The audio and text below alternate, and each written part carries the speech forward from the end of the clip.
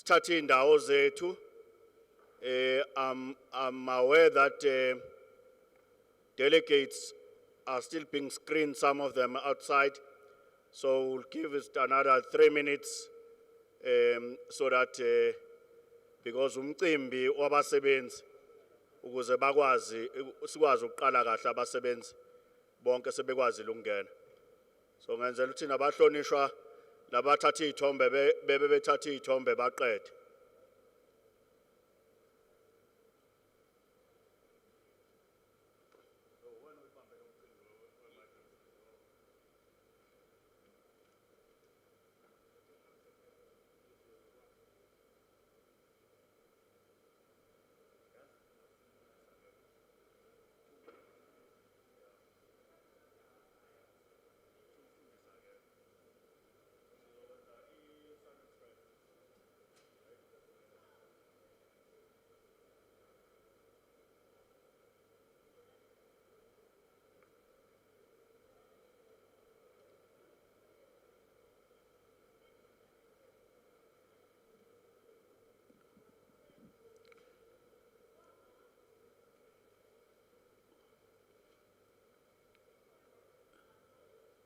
Sanbonani.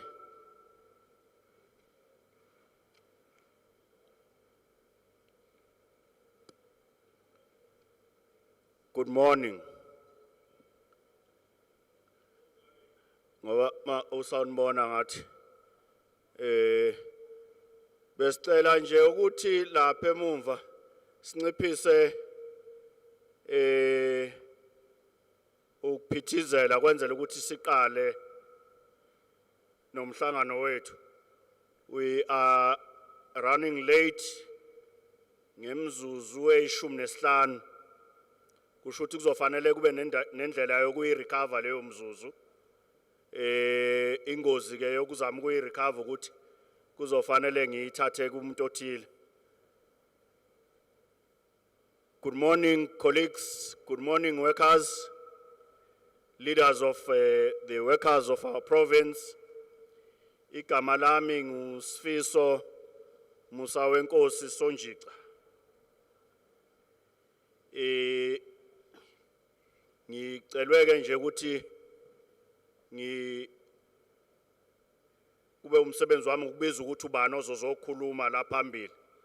Ngigade futhi ukuthi lo muntu akeqi esikhathini asinikiwe sokukhuluma.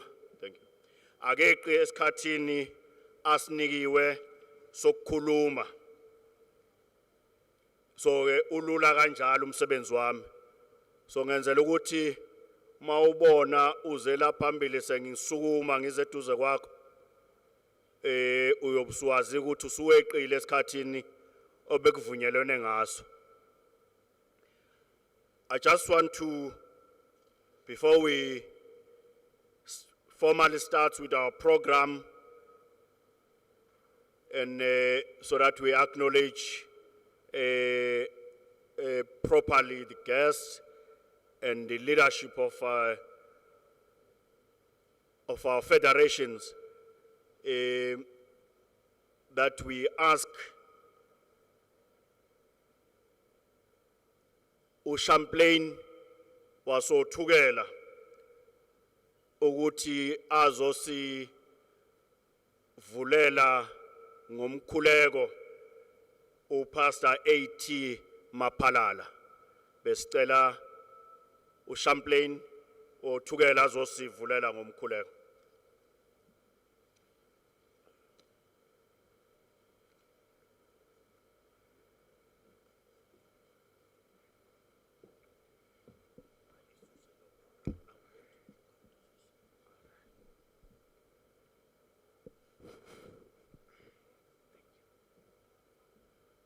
Program Director, our Speaker, abaholi bonke egameni lika Jesu Kristu nabasebenzi ngiyabingelela. Ngaphambi kokuba ngithandaze ngizocela ukuthi ngidonse lapha ya from the book of life, Colossians chapter 3 verse 23. Kufundeka kanje.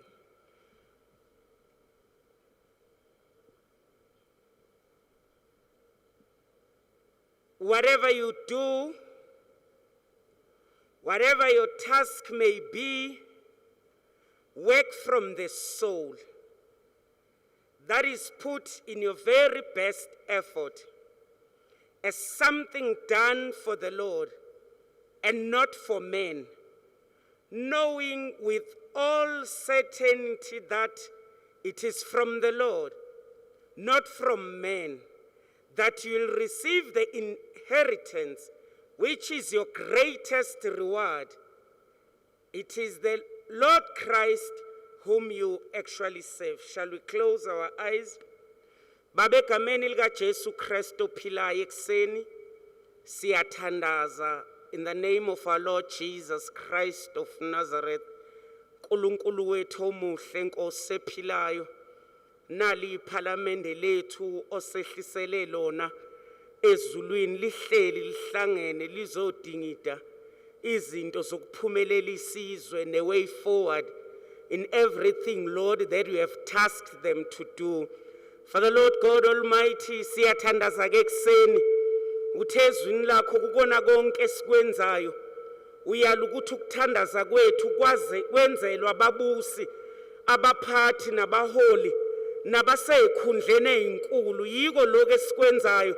Siyabathandazela egameni lika Jesu banika ukuphila namandla as they go forward. Bathole Nkosi ulwazi ne-wisdom ne-understanding ebuya kuwena ukuze sihlalisane ngokuthula ezweni.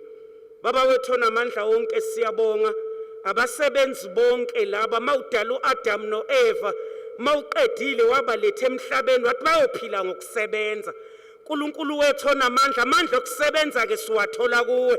Abasebenzi bonke, abaholi bonke, izwi lakho lithi sisebenze as if sisebenzela wena qobo, asisebenzela umuntu.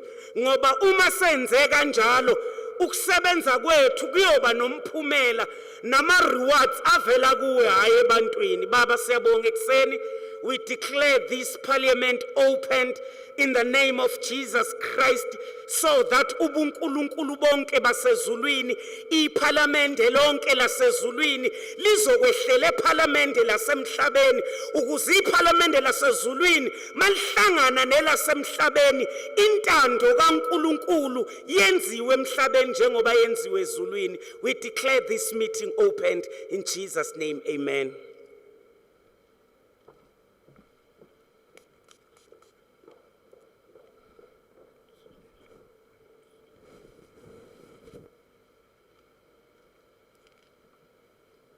Siyabonga kakhulu kumfundisi Maphalala ngokusivulela kahle kangaka ngomkhuleko.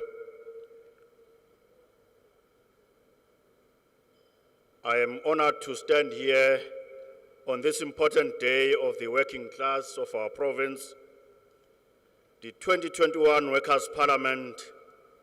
On this month of the workers, we will join millions of workers across the world, not only to celebrate the gains of workers in this century, but also to look at better ways of improving the working conditions in various working places. Ladies and gentlemen, unlike last year, we meet here today under relaxed COVID-19 regulations. Although we are aware that we are having numbers that are growing as we speak.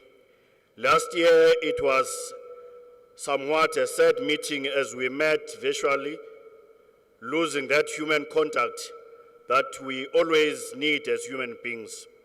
We are happy that even though the situation in our country is reported to be getting worse in terms of the increasing numbers of infections, we have this opportunity to meet face to face.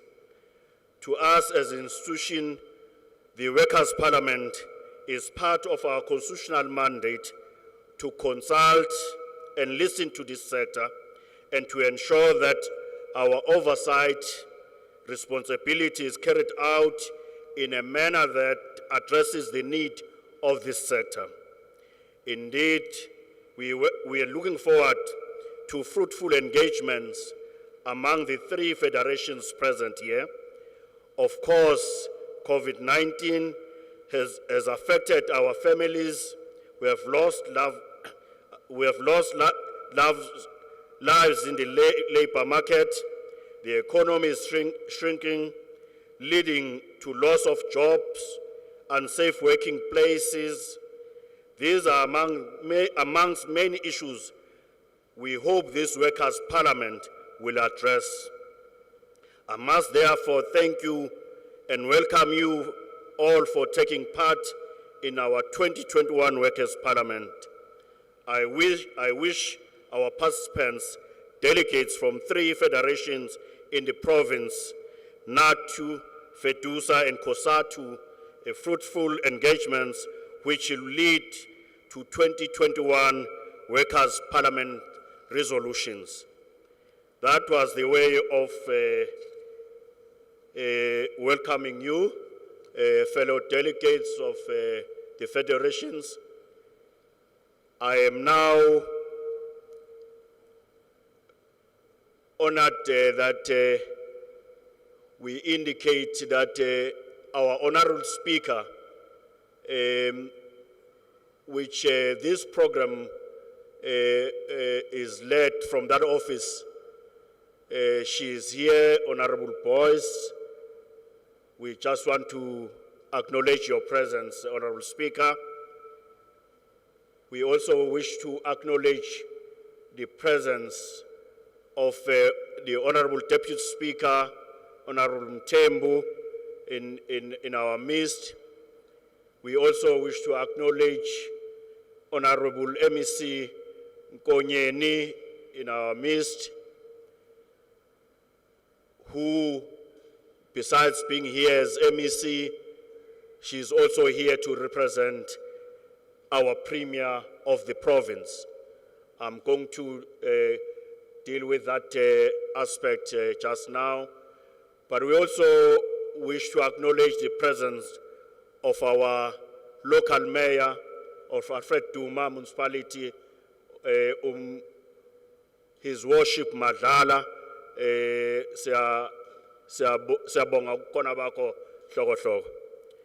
Ngiyafisa futhi ngokukhulu ukuhlonipha ukubonga ukukhona kobuholi bendlu yendabuko kithi kwaZulu ngokuthi usihlalo wendlu yamakhosi yakithi inkosi yasemadungeni, inkosi uChiliza ikhona phakathi kwethu Ndabezitha. Ngiyafisa nje ukubonga nokuthi wonke amalunga ngiwabonile ngobuningi bawo, amalunga esishamthetho nonke amalunga ahloniphileyo, siya acknowledge ukukhona benu. Siyabonga kakhulu ukuthi nikwazile ukuthatha ithuba lokuthi nizohlangana nabasebenzi.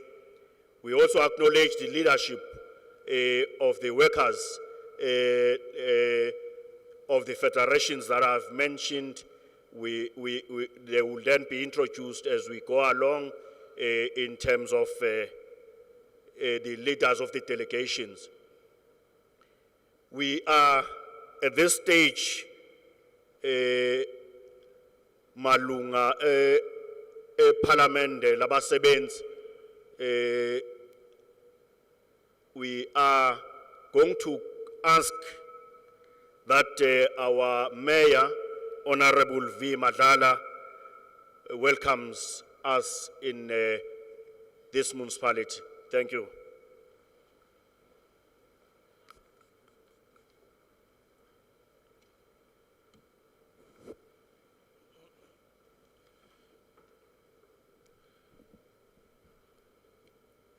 Angibonge kumphathi wohlelo ubaba uSifiso Sonjica, bese ngokukhulu ukuhlonipha ngibingelele inkosi yesizwe samadunge esinayo lapha. Ngihlabele phambili ngibingelele uPremier in his absentia ubaba uzikalala. Ngibingelele umama osiholayo lapha uyena osiqoqelele liPhalamende waliletha lapha eAlfred Duma Local Municipality umhlonishwa uBoys. Kanjalo ngihlabele phambili ngibingelele uMEC esinaye umama uNkonyeni, ngibingelele uDeputy Speaker ubaba uMthembu. Ngihlabele phambili ngibingelele ohola ithimba lonke lama members kunye nama members wonke aphuma lapha ku legislature. Engicabanga ukuthi ubaba uSupha Zuma.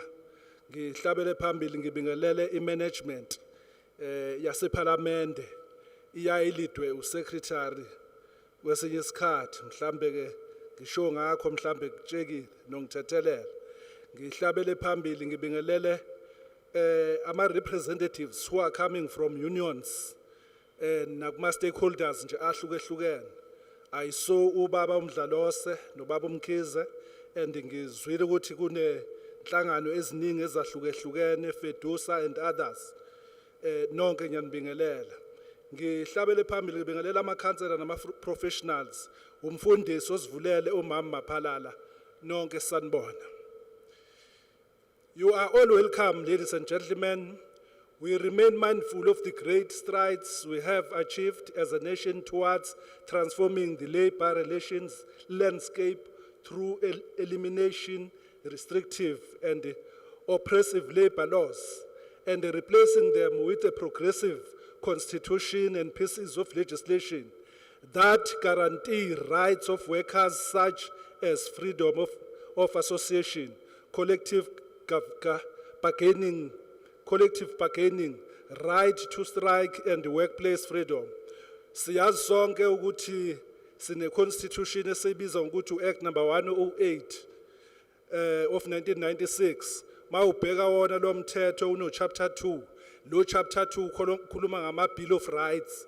So abasebenzi, they are always covered under ama Bill of Rights.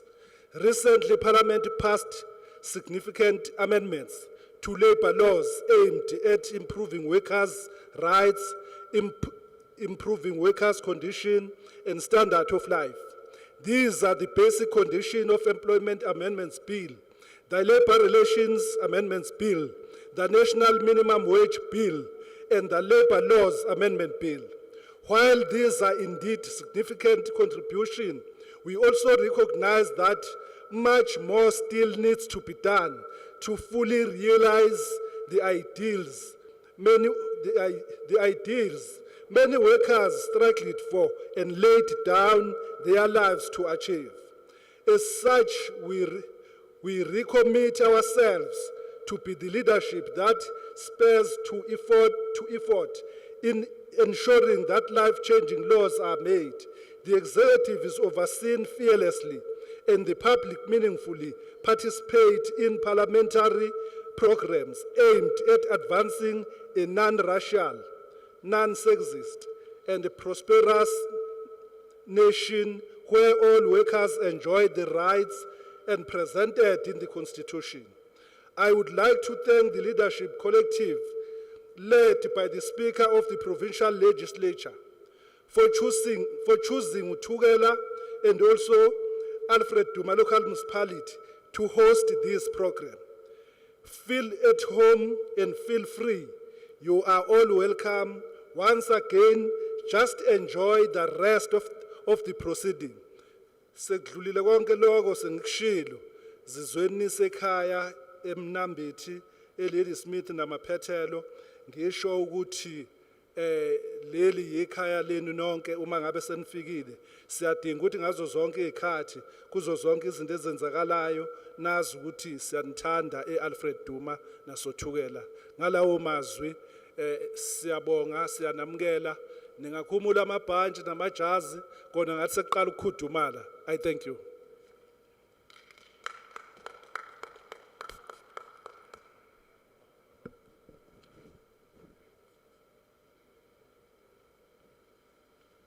Ngicela nje sile uKhansela uMadlala Simuphele ngihlombe.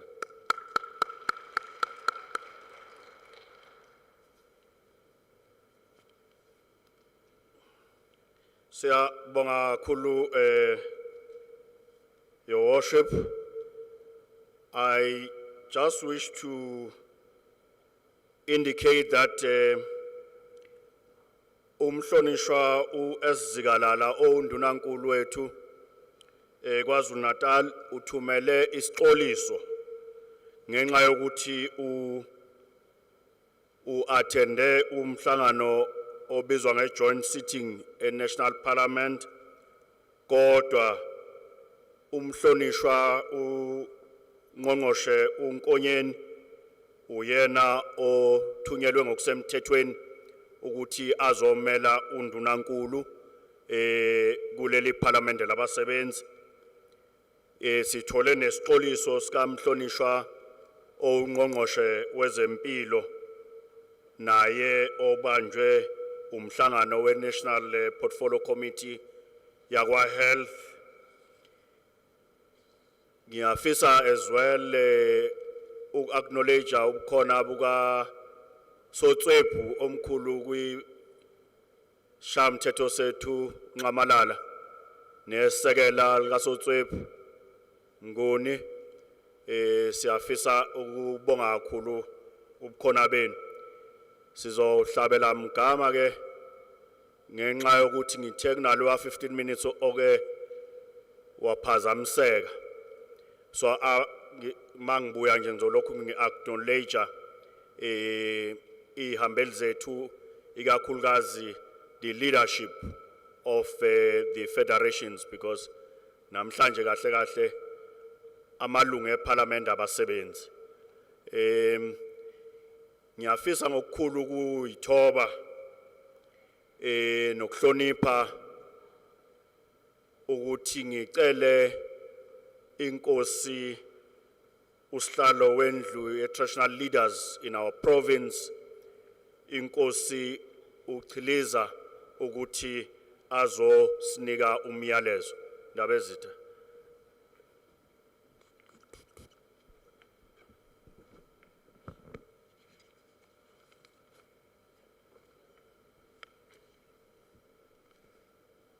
Program Director Hlonishwa Sonzeka, Honorable Premier in our absentia, Speaker of the KZN Legislature, Ms. Nontemba Boys, Honorable MEC, was representing Premier MEC Nkonyeni, Honorable Mayor Madlala, all federation present, all government executives,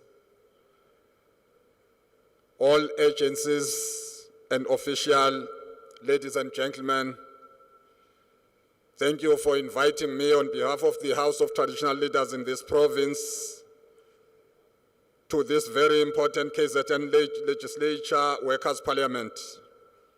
We would like to start by thanking you and all of our fellow South Africans for surviving such a horrible and painful COVID-19 blow under very difficult times, as well as efforts all of you have made in saving other people's life.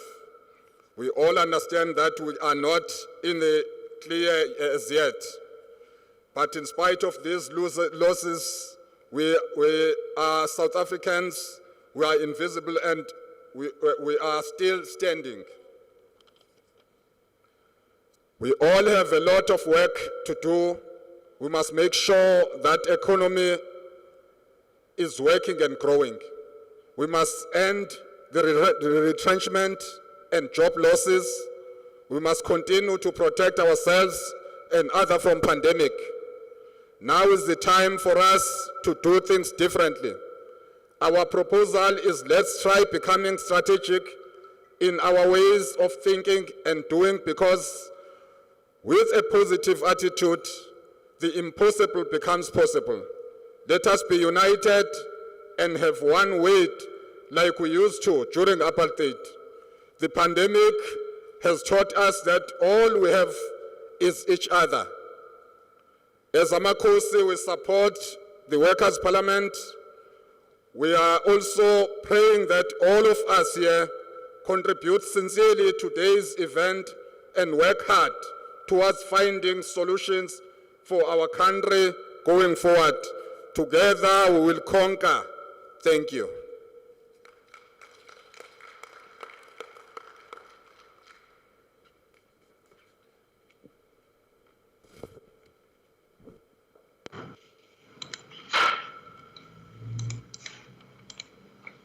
Ngicela nje siphinde siphe inkosi yesizwe elinye ihlombe bakwethu. Ndaba ezitha siyabonga kakhulu ngomyalezo ophuma ebuholini bethu esibuhlonipha kakhulu. Ngaphandle kokuchitha esinye isikhathi esiningi, ngiyacela ukubiza umhlonishwa uNN Boys usomlomo wethu azosinika i-background nokuthi ungani lo mhlangano wanamhlanje. Honorable Boys.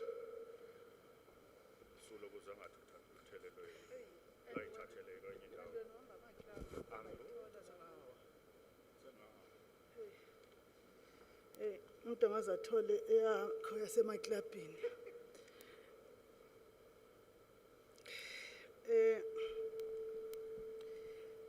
Ndiyabulela mphathi wohlelo mhlonishwa uSonjica.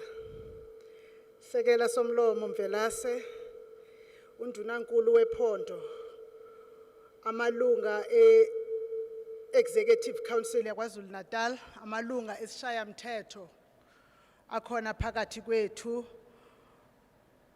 uChief Whip nesekela lakhe, umkhandlu osisingethe wesifunda sasothukela, umeya kanye nomkhandlu wase-Alfred Duma Local Municipality, usihlalo wendlu yobukhosi bendabuko, Dungela Imnyama nenkomo zalo, i-federations ezikhoyo zonke KwaZulu Natal, our distinguished guests for today, the workers, the Secretary of the Provincial Legislature and all officials, heads of government departments and our entities, all employees of government that are here today in their capacities, members of the media, viewers from various media platforms, ladies and gentlemen, workers of the world, unite. Good morning to you all. I am very humbled and honored today to address the 2021 Workers' Parliament. We are holding this year's Parliament on a hybrid model that is both on a physical platform with reduced numbers, whilst the majority are joining us virtually. In this regard, we must sincerely appreciate the cooperation received from the federations. This is the second Workers' Parliament that we are hosting under the conditions imposed by the world's response to the pandemic. Last year, we held our first one where we had to go totally virtually. COVID-19 has fundamentally then changed the way we live and work, and also interact with our stakeholders as the legislature. In the midst of the pandemic, that is COVID-19, we all have to learn to live a life in a way that we are told is going to be the new normal. Workers have sacrificed a lot. They have been severely impacted by the pandemic in terms of loss of income, with their livelihoods being negatively affected, but have shown courage living under the economic and social challenges that are posed by this pandemic. Frontline workers put their lives on the line during the height of the pandemic to keep the country going. When all of us had to go and stay under the level 5 lockdown and be locked behind the safety of our doors, the healthcare workers were out there providing services to all of us. The security services workers were out there providing services to all of us. The retail workers were out there providing services to all of us. Those in the catering services, those who are also in the cleaning services, they were out there. But also the workers in the media and the communications were out there giving us the statistics and the calculations every day whilst we were locked behind the safety and the sanctuary of our doors. Workers have always been at the forefront. So when we sometimes say that there are frontline workers and define as if it was particular sectors, in earnest, it has been workers that has been the difference between us and the safety of the country. We salute them then for that. We hold then this year, understanding the road that we have traveled, we hold this year's Workers' Parliament under the theme, I quote, restructure our economy for decent jobs and retrenchments, promote safe workplaces and healthy communities as we advance herd immunity against COVID-19. The theme calls on all of us to ponder the devastating high unemployment and the jobs bloodbath exacerbated by the pandemic. Unemployment has gone past 40% since the start of the lockdown. Thousands have faced retrenchments, not only in the private sector, but also in the public sector, as we had to struggle with navigating the working under the new normal. We have been bleeding jobs. And that says to all of us, we need a plan that will save jobs for workers in both sectors. Throwing workers into the unemployment queue is not going to be a solution. We need a workable solution, and that solution will not only be coming from government and the private sector alone. Parliamentarians, you also have a role to play in ensuring that you safeguard the future of the country. But also in the midst of the bloodbath of employment, I want also to call upon workers to continue to unite. Unite because for you to achieve everything that you are targeting depends on how you are united. The federations of trade unions that are registered in the Republic must also strive to ensure that they unite their members beyond the banner of a federation. It is a lesson that I have learned since I started interacting with the Workers' Parliament of KwaZulu-Natal. The Workers' Parliament of KwaZulu-Natal has taught us that there could be unity beyond union affiliation, but unity that is based on the essence of what is right for workers. We call upon that to exist also in the shop floor, the unity of workers. Just over 3 weeks ago, we did commemorate the International Workers' Day, also known as May Day or Labor Day elsewhere. This public holiday is a testimony to the hard battles that workers of this country and the world have waged for workers' rights and social justice over many decades. It is also a reminder of the many challenges that still confront working people and the poor in South Africa and the world, and which it also highlights the remaining obstacles to sustainable human development among all developing nations. So, even at this particular moment, when the Workers' Day has passed, allow me to once more say, may the Workers' Day of 2021 bring all that can unite and take forward the struggle of the workers. Honorable members, Program Director, allow me that while we are holding this Workers' Parliament, let me not miss an opportunity to speak to workers about pledging solidarity with the people of the world that are currently facing different atrocious life conditions beyond COVID-19. This includes our brothers and sisters in the Democratic Republic of the Congo, following the recent natural disaster that has taken place a few weeks back there. The people of the Mozambique, following the continued unrest that has been taking place in some of the provinces in the beautiful land of Samora Machel. This has happened in Mozambique whilst our leaders had been calling for the silencing of the guns in Africa. Yet our neighbors are not having any silencing of the guns. I must also call upon the solidarity behind the people of the Palestine who continue to suffer daily in the Gaza Strip. We know that those who sell their labor remain heavily affected by any unrest, regardless of the cause. So it is for this reason that we call upon all of us to stand and support initiatives to resolve the challenges. We must, as South Africans, unite in calling for our own governments to actively put in place means that will lay the foundation for the implementation of lasting peace and restoration of peace in Palestine, the allies of the oppressed people of South Africa. We know that during the trying times in South Africa, the people of Palestine were not saying that they are having their own challenges, but they pledged their solidarity and supported South Africa to end apartheid. What is happening on a daily in Palestine cannot be ignored, less by South Africa.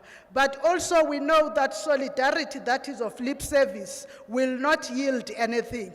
We need action, and that action must start with us as parliamentarians, laying that firm foundation to implementable solutions by our own government. I know that workers have already started to make their own voice heard, but they have also started to make actions that would endanger their work. But nonetheless, they know that the struggle is not for the faint-hearted, and workers must be united behind the voice of those that are oppressed. The working class has been at the forefront of the struggle for a democratic, non-racial, non-sexist, prosperous, and a united nation in South Africa. It has understood and consistently maintained that workplace struggles cannot be separated from broader social struggles, that economic justice and equality cannot be achieved without national liberation.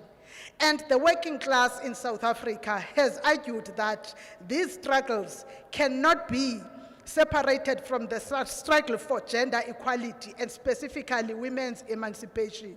It is for this reason then that as we are also meeting today, we must ensure that we fight gender-based violence in the workplace and also within our society. We must ensure that trade unions fight gender-based violence, but also ourselves as employers, as public representatives, we fight gender-based violence within political parties and political environments, but also do not practice gender-based violence when workers come and look for employment where we find ourselves to be leading. I am raising this also understanding that this year the Republic of South Africa is remembering 150 years of the birth of Mama Charlotte Maxeke, a struggling hero who fought for women emancipation in South Africa, one woman who believed in the lifting of others. She said that when we want to grow, we must not only grow ourselves, we must grow others. If we are to grow others, therefore, we must end the exchange of jobs for sexual favors in the workplace. It is important. As we move on, today we will be receiving presentations from departments and commissions. And of course, as for the first time, we will also be receiving, we have amongst us those that will be speaking about the specifics that will be happening in relations to what the labor courts are doing. And these commissions have been identified by the federations addressing specific issues as per the program and also as per the need of organized labor in the shop floor. Discussions emanating from this parliament will be formulated into a report by the standing committee, the relevant standing committee. And this report will go through the department portfolio committees so they may see throughout the year how the departments have responded to the issues raised. The participants will be given a chance to ask questions that they will leave on the social media platforms so that we make it a truly public participatory activity. We do not want to limit the participation, but of course that uchaba lixesha. Hence, we will ensure that even if we do not respond to some of the matters that will be raised in the public participation platforms, we will come to them later on. The government will also come and update us on the progress that they have made. And I am informed that due to the unavailability, the apology was put forth by Chairperson of the Public Participation Standing Committee, Honorable Sonjita. The apology of the Premier, who was supposed to present on behalf of government, who have then sent one of the members of the Executive Council to present on the behalf of government, MEC Nkonyeni, kuqondene ukuthi kube ngu-MEC Nkonyeni owumamlambo nami ndiwumamlambo.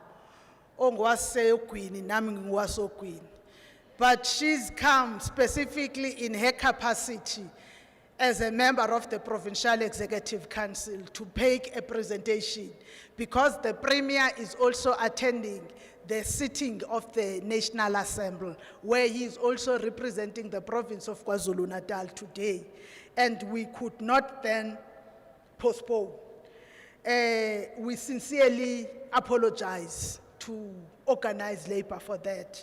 We want to ensure that as we continue sitting and we continue participating, we are calling upon all our participants to understand that we are still living in the reality of COVID-19, especially the third wave. Therefore, we are requesting all of the participants that are here physically to ensure that they stick to social distancing, wearing of the mask. Manje ngiyasaba ukuthi kuma delegates kodwa ngiyabona ukuthi sekuye kwa comfortable yanyana aseyakhumukhumuleka kodwa bengicela ukuthi zithunywa malungu ahloniphekile siwabuyisele siwasuse nje uma siphuza amanzi. Sekukhona esekudala ngoko bebegcina ukuphuza amanzi kodwa imask yona ingezansi kwekhala. Isengezansi kwekhala besicela nje ukuthi let's remain vigilant.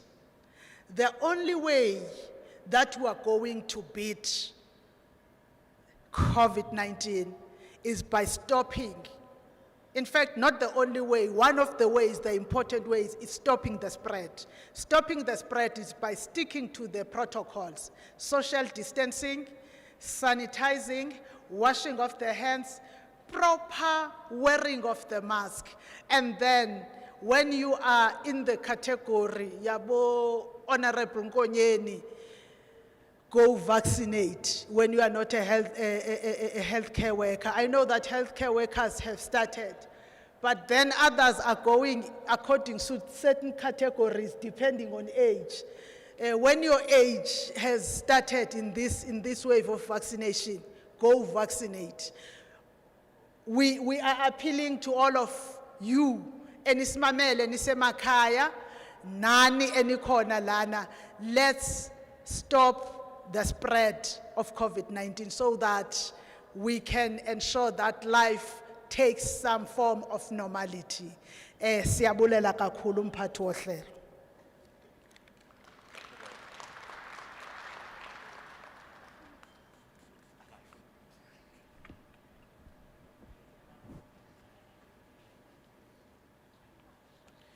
Ngicela nje simuphe ihlombe Siyabonga kakhulu Mahubela. I just want to acknowledge MEC Ndube Ncube, who's a leader of government business, who she's joining us online. I did indicate that Honorable Anne Smelane, she is also joining us online, but she will then have to leave at some point to attend the national meeting. But we're also joined by MEC Pillay, R.R. Pillay, who's also joining us online. Welcome, honorable members. But I also want to acknowledge the provincial chairperson of COSATU, Mdlalose Nyanda. We want to also acknowledge the leader of the delegation of FEDUSA, provincial gender coordinator of FEDUSA, Ms. Tembe Gatwala, who's leading the delegation of FEDUSA. We also would like to acknowledge the chairperson of NACTU, Ubaba Umngabe, who's leading the delegation today.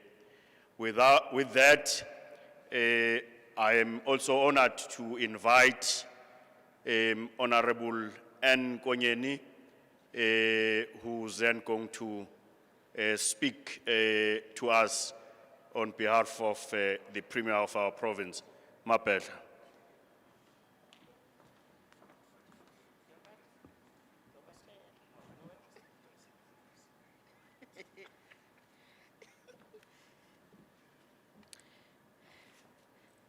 Siyabonga kakhulu mphathi wohlelo Honorable Sonjica. Greetings to the Honorable Speaker of the Provincial Legislature, Honorable Nontembeko Boys, Deputy Speaker Honorable Mthembu Velase. Ngibingelele kakhulu inkosi yaseMadungeni, usihlalo wendlu yabomdabu lapha kwaZulu Natal Madungeni. Ngibingelele kakhulu kumeya wethu osihostile uSozabe. Siyabonga ukwamukelwa Sozabe. Let me also acknowledge the presence of all colleagues, the MECs who have attended virtually, and the members of the Provincial Legislature who are here, and I also greet those who have decided to attend virtually. Let me also humbly greet all members of this mock parliament representing all federations that are here. Sanbonan. Of course, our Premier could not attend, this session today, and he has apologized for being absent, in this session. I hope the legislature has actually accepted his apology, and he has requested me to represent him and the entire Executive Council in this sitting. And his speech reads thus: in a matter of days, as the people of KwaZulu-Natal, we will join the rest of the country as we mark the end of May, an important month in the lives of workers in our country. Workers' Parliament was declared in South Africa only in 1994 as a mark of respect, recognition, and protection for the hard-fought rights of the workers of this country. The declaration of May Day, or 1st of May, and subsequently Workers' Month, stands as a symbol of the struggle and contribution of the labor movement in ending apartheid and in ushering a free, democratic, non-racial, and non-sexist South Africa. Since the democratic breakthrough of 1994, successive parliaments and legislatures such as our own here in KwaZulu-Natal have prioritized the plight of the workers and through legislation and policies acted to better their lives at every turn. In the place of repressive, restrictive, and oppressive labor legislation, our government has designed laws which, among others, guarantee inalienable rights such as freedom of association, collective bargaining, the right to strike, and workplace freedom. Addressing the May Day rally on the 1st of May 1998, Dr. Nelson Mandela, the founding president of the Democratic Republic of South Africa, reminded us that workers remain integral to the achievement of democracy. And Madiba said that with the end of apartheid, the workers now had the opportunity to play a leading role in lawmaking, which would solidify the gains of the struggle and sustainably lead the transformation of the country, when he said, I quote, "Thanks to democracy, organized workers can now make vital inputs into the laws of the country. New laws have opened the way for improvements in working conditions, in health and safety, in the workplace, and in wages. No longer do we have a government that sees farm workers as not deserving of the same rights as others. No longer will the use of child labor be allowed." I close quotes. Madiba went on to say, in striving for our goals, we must dispel the idea that change can come from government alone, while our people wait passively for delivery. As we were our own liberators, so too must we change our own lives for the better. Madiba warned pointedly that, I quote, "However good our new laws may be on paper, they must be implemented and enforced before they bring benefits to workers and others. However good the policies of the government are, nothing will come of them without the active participation of each and every one of us," as I close that quote again.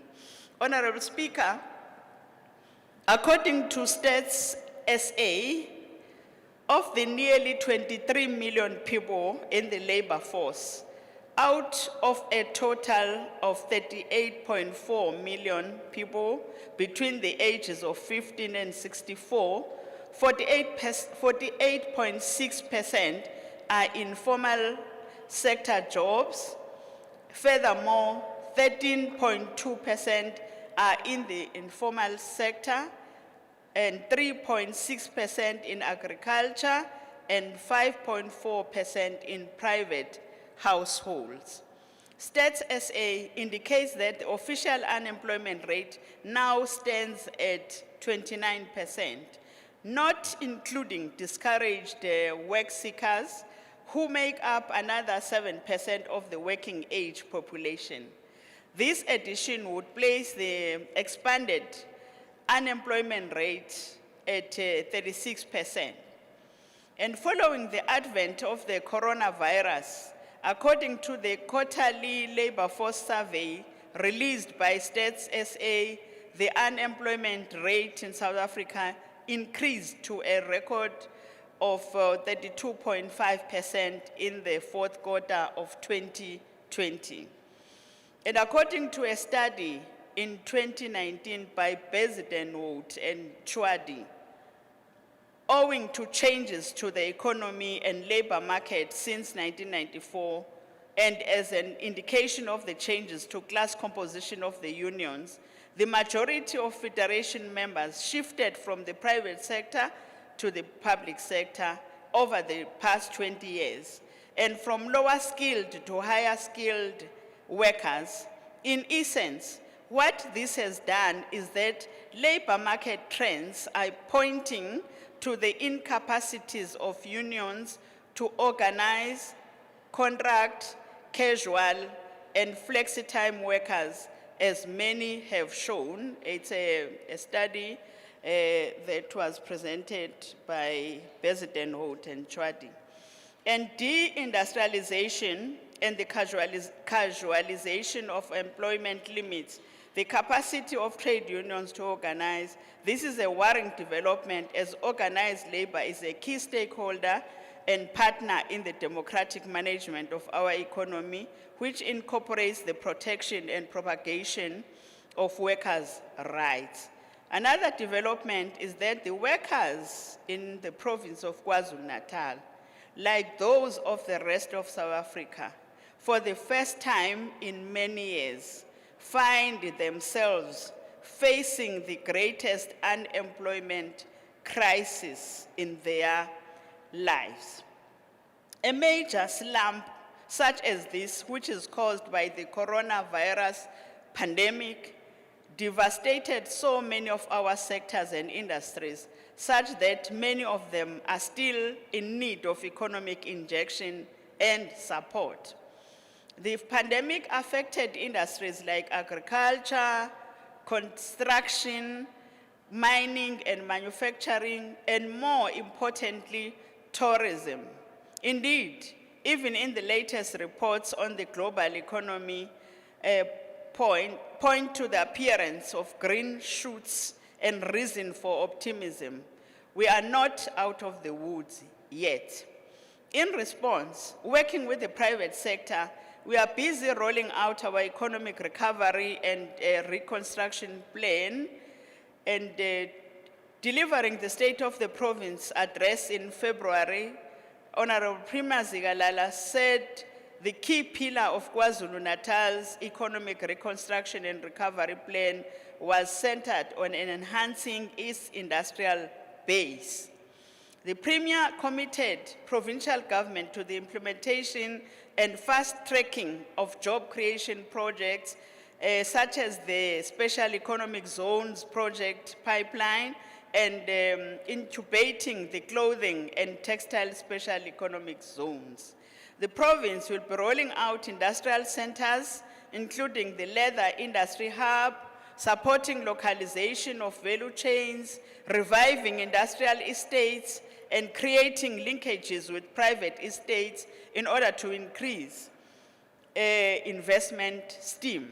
At the same time, we will continue to advocate for sweeping changes in trade policies which will see an increase in localization, including the beneficiation of all primary and raw materials as extracted and planted from our soil.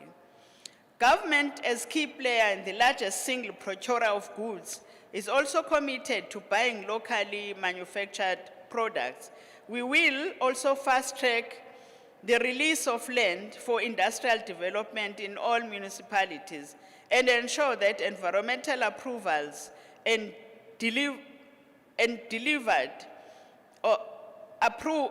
environmental approvals are delivered in shorter turnaround times. In this regard, our two special economic zones, the Dube Trade Port and Richards Bay IDZ, have become levers for industrialization within the province. The Dube Trade Port will, over the next 5 years, focus on its core SEZ mandate to drive localization of manufacturing within its own zones.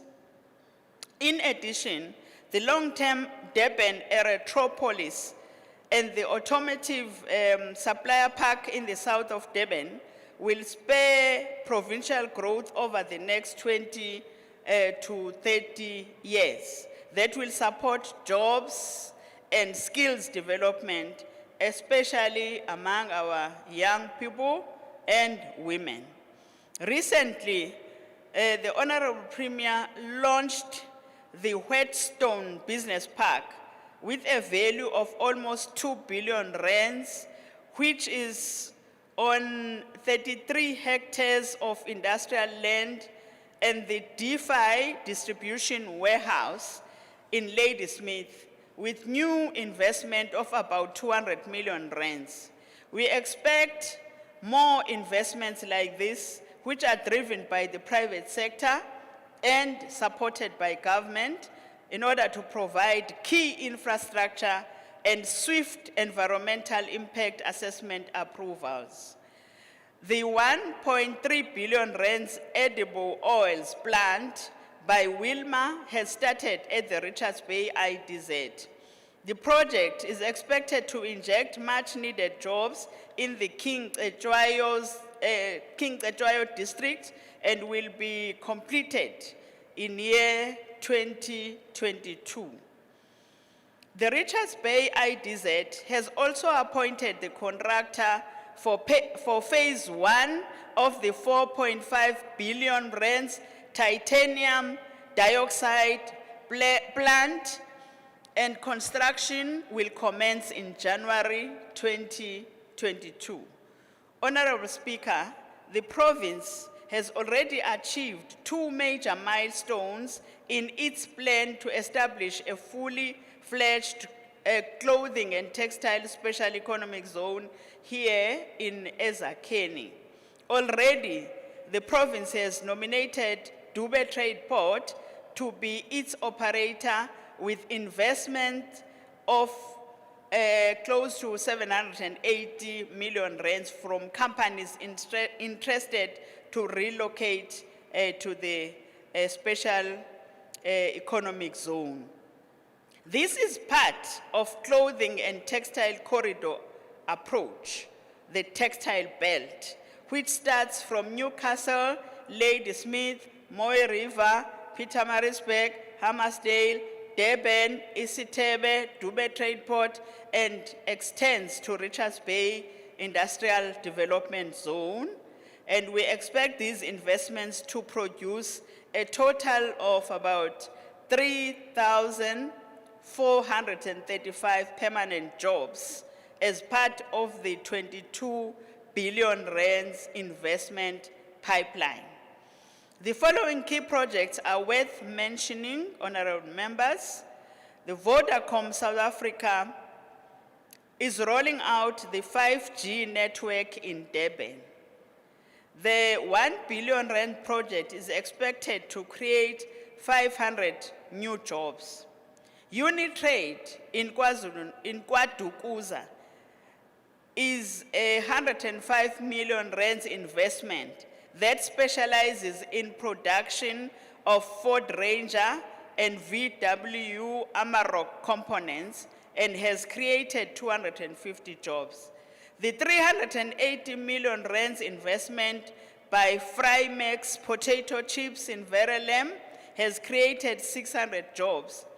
And Good Life Foods has also created 100 jobs, while Hesto has invested 900 million rands and created 3,300 jobs. Honorable Speaker, we are fully cognizant that economic growth must be centered in urban areas where the majority of the population resides. However, we are committed to the development of rural and semi-rural areas where many of the people of the province still live. And one of the most significant and groundbreaking of these is the Ndumo retail development project in rural northern KZN. It is a 100 million investment project which will see the establishment of a shopping center, taxi rank, and a service station in a completely rural area in which there was no development at all before. The project is expected to create 400 construction jobs. At the same time, international trade remains one of the pillars of our economic revival. This week, the Honorable Premier will be signing a memorandum of understanding with the Afrexim Bank, which is based in Cairo, Egypt. Actually, that signing happened yesterday. This is a historic event which will open trade and investment financing facilities for our entities and the private sector in South Africa and the rest of Africa. The signing of the MOU will open new economic opportunities for trade across every sector in every part of the continent, particularly investment collaboration on infrastructure projects. Honorable Speaker, on this Workers' Parliament, we commit to the rebuilding of a better KwaZulu-Natal with the guarantee of job security, decent wages, and the rights of labor rights.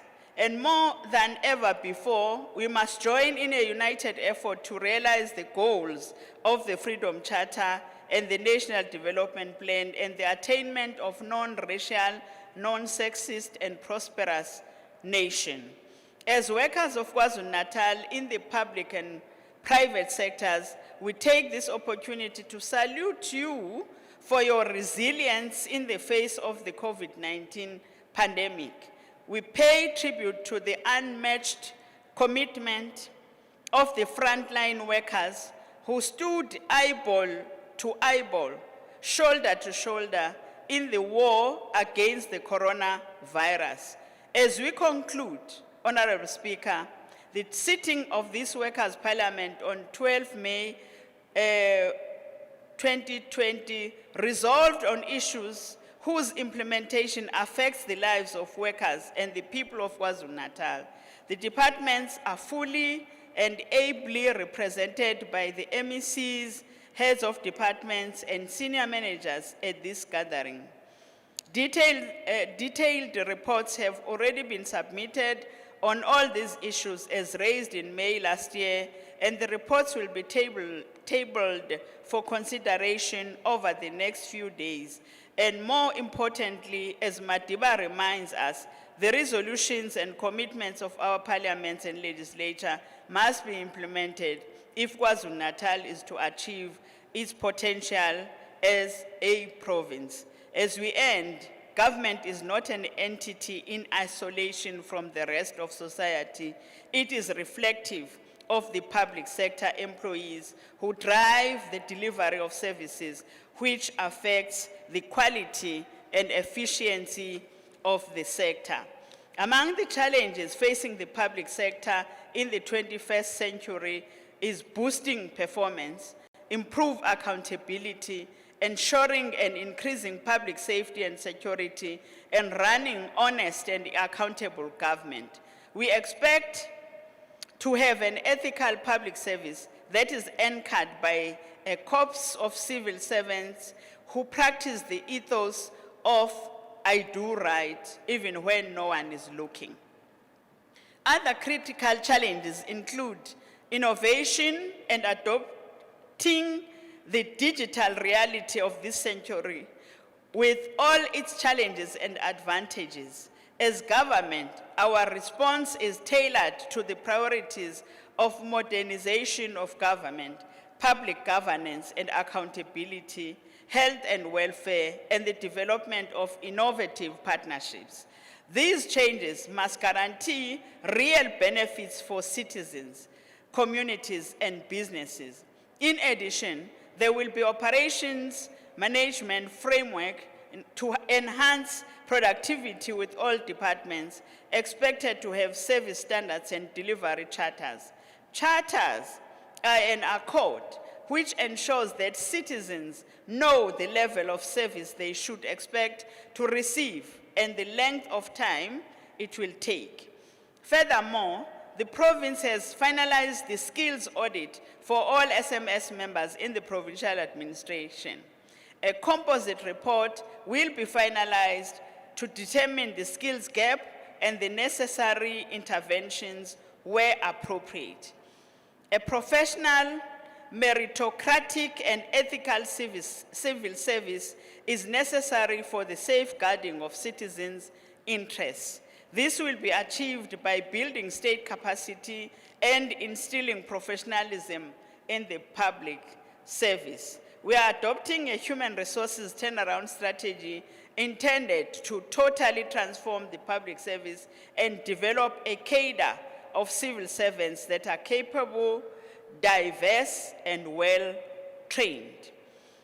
We wish you, as representatives of the workers of KwaZulu-Natal, fruitful deliberations today and beyond as we together work tirelessly for the achievement of a non-racial, non-sexist, equal, and prosperous KwaZulu-Natal.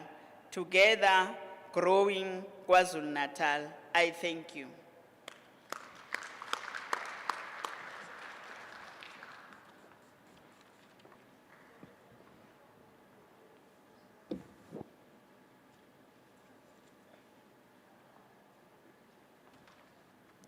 A big round of applause for MEC.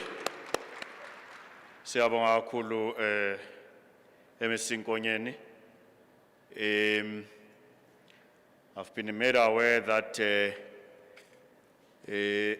MEC Stole Moloi, she is also in the meeting online.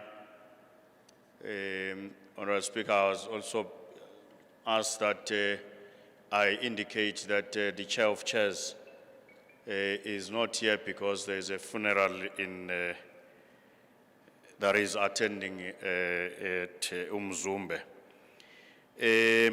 Now, we are going, because as Speaker indicated, the program is designed by the workers, so we will follow the program as agreed by the federations. We will then take the federations after we have followed the program as agreed, Honorable Speaker. Now we are going to ask Ms. Fezega Manyati and Mr. Thabo Nhlabati, who are coordinators, municipal outreach coordinators, Independent Electoral Commission. They are going to briefly, I think they've been made aware of how much time they will have to share that time. I don't know how they will divide that time, but they are made aware. We workers felt that we must talk about voter education, Honorable Speaker, which we think is a very important subject for our. So the IEC will briefly speak to us on voter education.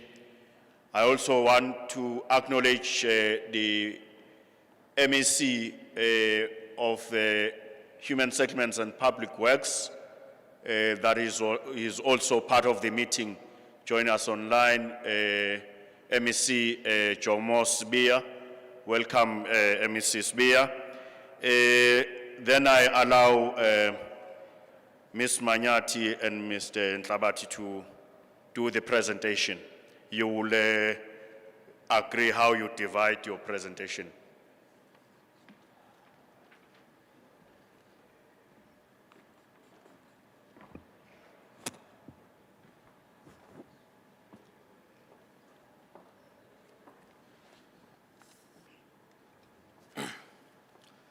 Ngokukhulu ukusithoba ngibonge program director ngiqale nje ngokubingelela undunankulu ubaba uSihlezi Kalala ngicina bengekho ngaphakathi kwethu ngibingelele mama umhlonishwa uBoyce ngidlulele phambili ngibongelele ubukhosi ungaphakathi kithi kakhuba unkosi uChiliza ngibingelele ubaba meya ubaba Madlala ukwala eMnambithi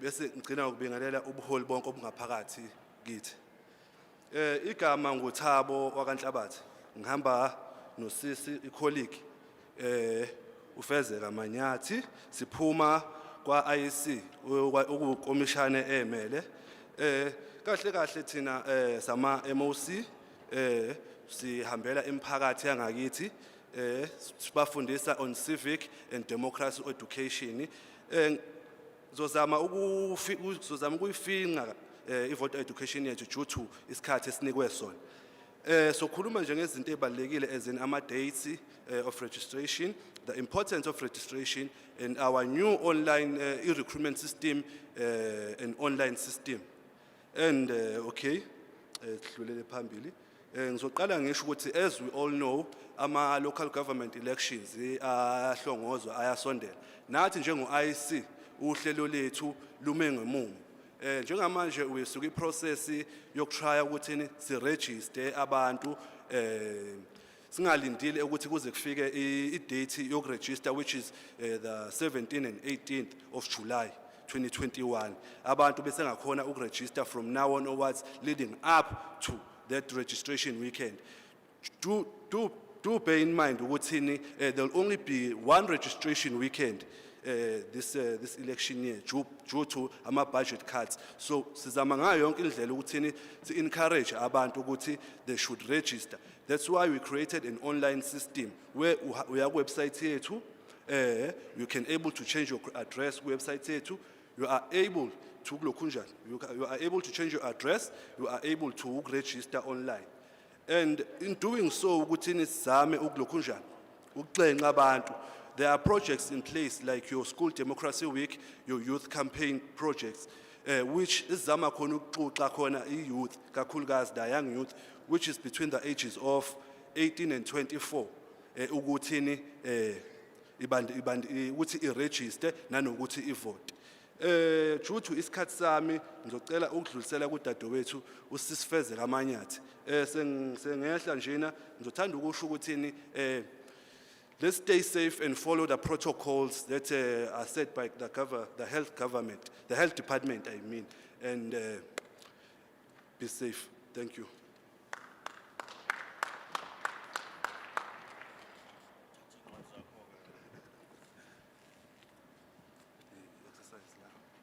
Sanmonani, Pamgweni Ufeze Gamanyathi, representing IEC. So, Utabo Njoanje Besiseshilo, Ngama dates registration, which is 17 to 18 of July 2021. And due to budget costs, we had to only have one registration weekend. In order for you to check whether you are registered, where you are registered, you can dial 32810, and they'll be able to tell you to register to register or not. Now, it's with the upcoming local government elections, it is important where you are registered because uvotela iward lako ne councillor lako. So, for an example, uma uthola ukuthi uhlala eThekwini kodwa uregister eMnambithi, you will have to vote eMnambithi for our local government elections.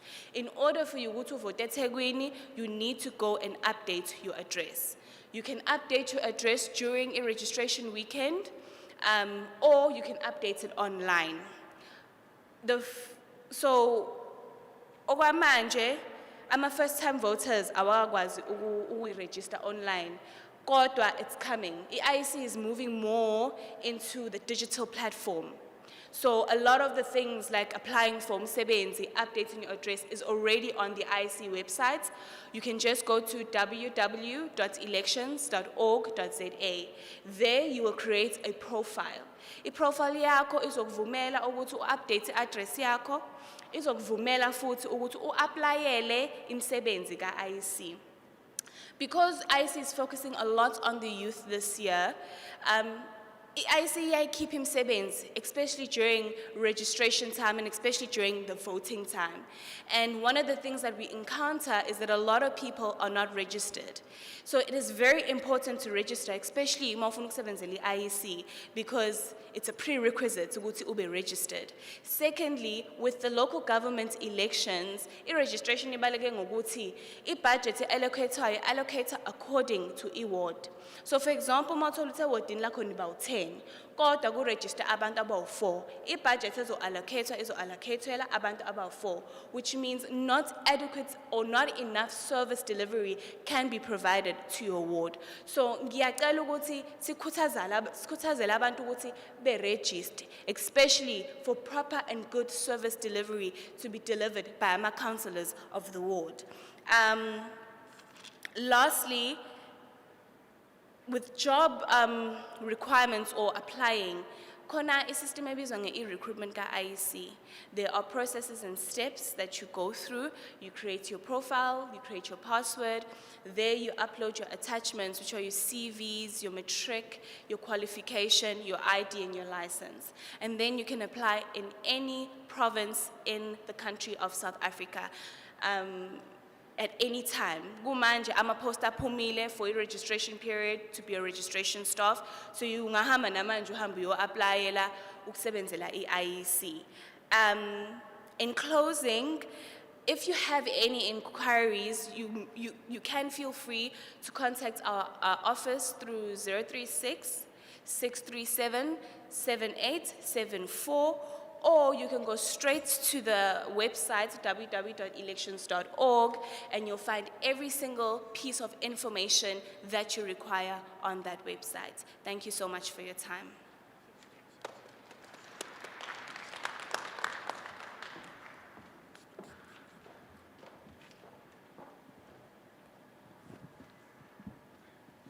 Si bashayeli ihlombe abakwa-IEC again. Siyabonga Ms. Manyathi and Mr. Ntlabati. We as a legislature were taking this issue of voter education very serious because our democracy depends, and the majority of our democracy depends on it. So we've started already to, we have gone to Zululand and Umkanyagute, but we will also be going to other districts. So that's why we really appreciate that the federations felt important that we include this on the agenda. My again apologies, Mrs. Beer. I got carried away because I'm trying to not say I was misled. That I thought because I was being informed of other MECs who were joining us online. Welcome, Honorable MEC. We will now ask the Department of Labor to talk on the impact of COVID-19. We will then invite Mr. Simenyiwe Mchunu Macingwane then kuzokhuluma as well from Department of Labor, ozokhuluma ngeudaba oluthinta EUIF backlogs okuzoba uMr. Sandile Kubheka. Ngokulandelana kwabo kuzoqala uMacingwane bese kuza umnumzane. So ke I have indicated I know that the federations are aware of some of the issues that we are not happy with. There is a department that is not, there is somebody who was supposed to present who's not here, and I am aware that the federations said they will talk about that because we had agreed. I see the hand of Unobhala weKhosathu kwi province yaKwaZulu Natal, Baba Mkhize Gcwabe, na umpopho. Ngizocela nje ninginike ithuba awube ufutha ke.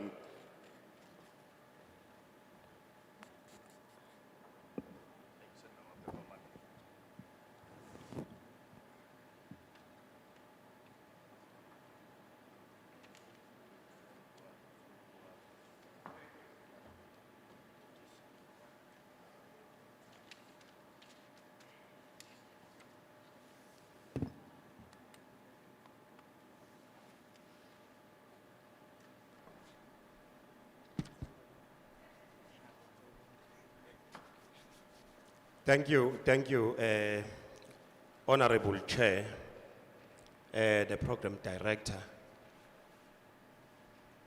In fact, Chair, we are raising very much concerned. I think as the Speaker did allude earlier, that it's the first time we're inviting a Labour Court here. And the very first time we're inviting Labour Court decides not to pitch up. And we want to talk to this issue. We know that we're still going to have clarity questions later, but we want to send a very clear message, Chair, because we want to call for government intervention. This department is a department that its mandate is to ensure justice, social justice to the workers. And as we sit here today, as we speak here, Chair, we are very not happy about about labor court. We find that there is a serious delay of sitting of cases. Workers are now using this disjuncture to actually victimize workers. Even if workers do win cases at CCMA, they will refer cases to labor court because they know that the case will be sitting at labor court till such time even the worker loses his or her own life.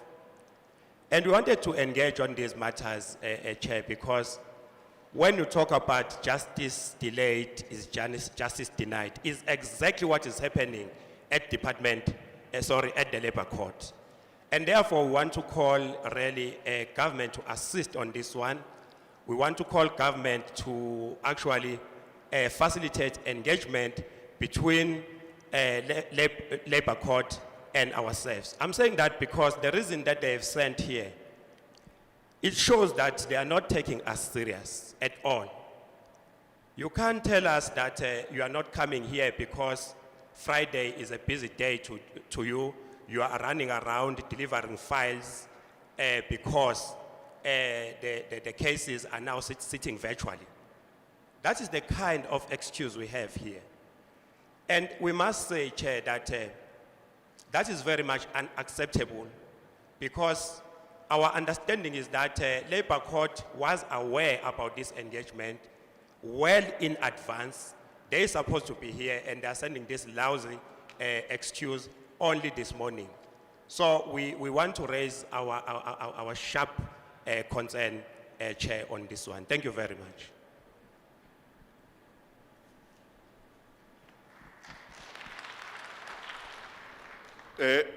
Thank you, Nopala. We share your frustration. We were also made aware this morning, MEC Nkonyeni, that Labor Court is no longer coming. There was a name in the program of somebody who was going to be here. And I think it's an issue that we will have to take it up, Honorable Mrs. Nkonyeni, because the frustration, as you hear from the Federation, I think it's not COSATU, it's a frustration of all the federations. In the entire planning, we always thought there was even a name of somebody who was going to deal with the issues that is raised by labor. So I think it's an issue that we will also want to follow it up as the legislature, but I think as Unopala says, the government we must find a way that we frustrate some discussion, even if it's after this meeting.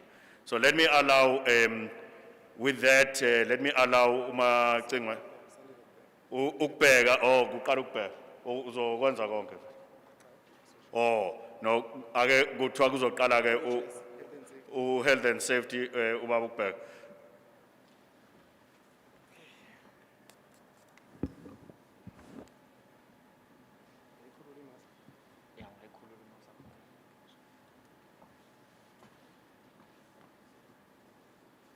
Thank you, Chair. Greetings to the Premier in absentia as represented by Mam Nkonyeni, all the MECs present. In terms of government, all protocol observed. And I also greet the organized labor and all sectors of our society present here today. If you can move to the third screen from that. Thanks. The Department of Labor Inspection Enforcement Services is divided into three components. But in terms of the scope of the presentation today, dealing with the COVID-19 impact, the responsible component is occupational health and safety.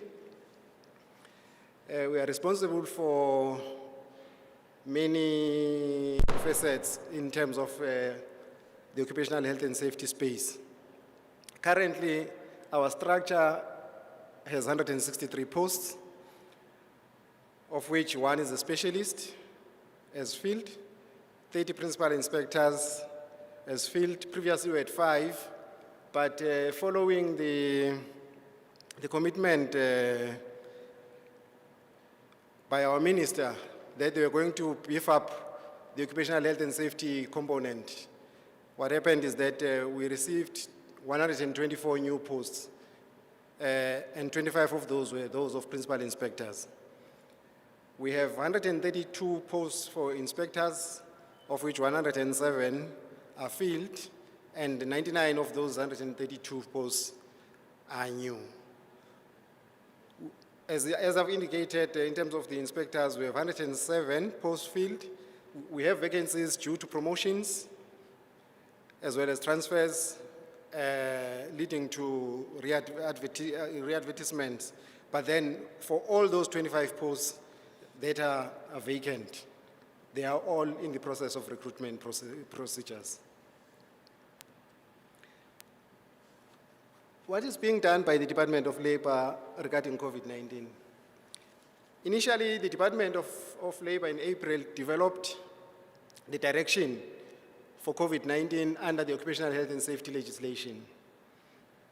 It was followed by another revision, by a revision in June, and the final revision, which is the current document, in October 2020. We have been conducting inspections at both private and public sector entities. We have conducted joint inspections, which we found to have been very successful, leading to the adoption that this kind of inspections are going to continue.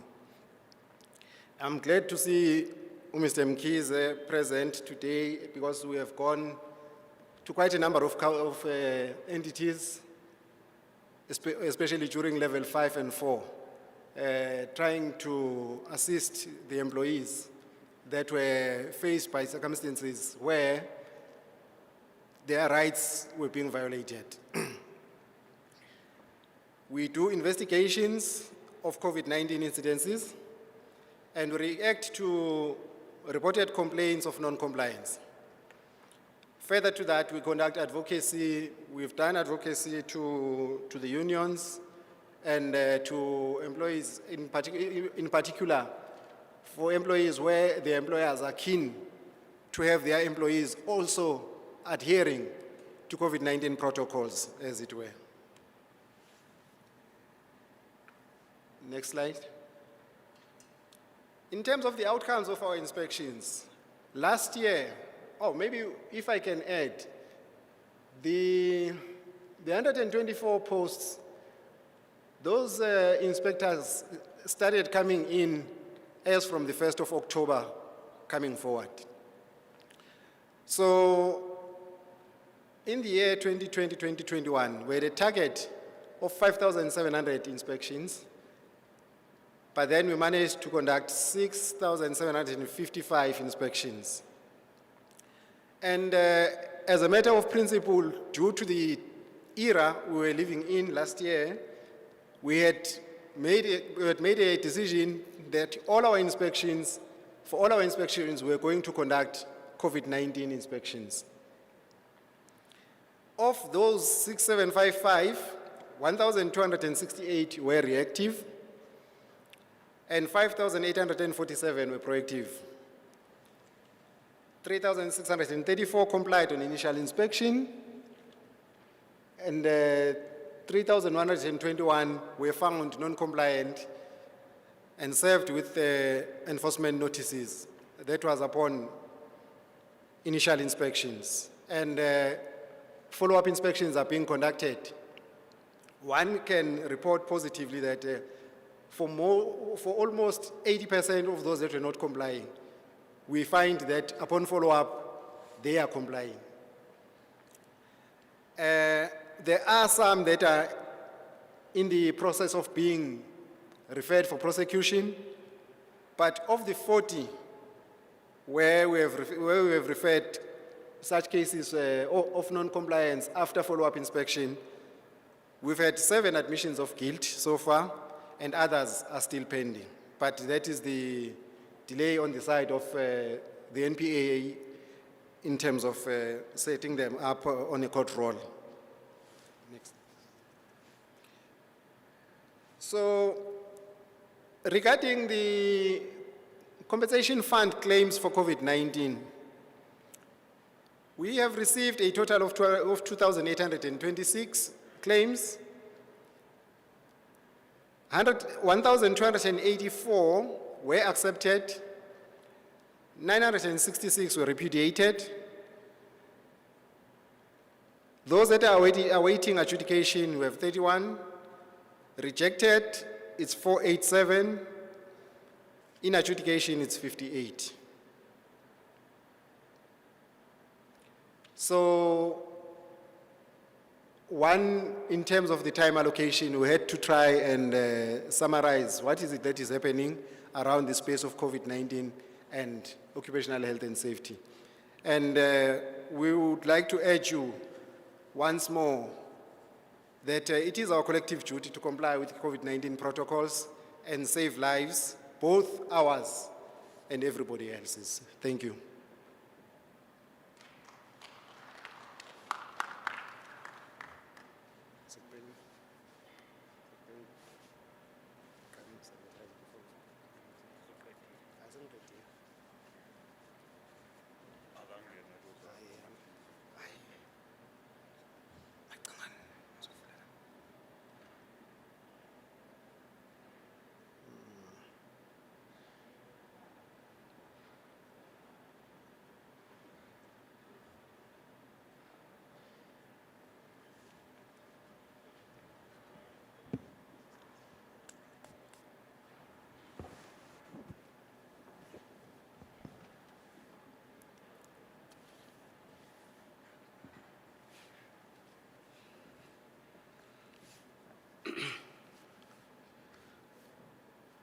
Sibingelele ku malunga ahloniphekile eParliament nakubo bonke abakhona.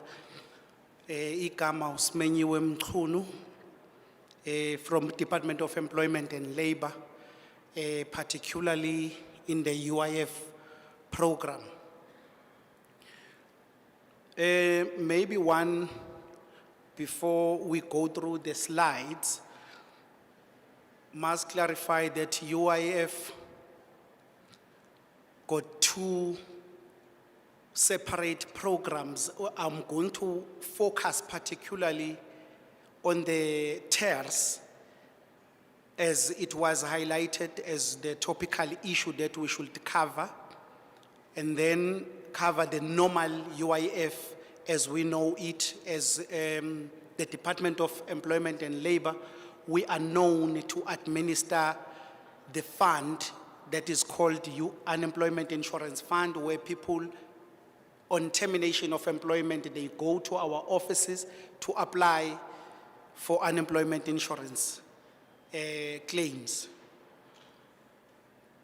I'm not going to dwell much on what happened on the 26th of March 2020, because I believe we are all aware that the country was put in the state of disaster where we were overcome by a pandemic disease that had put us in a situation that we have never been before.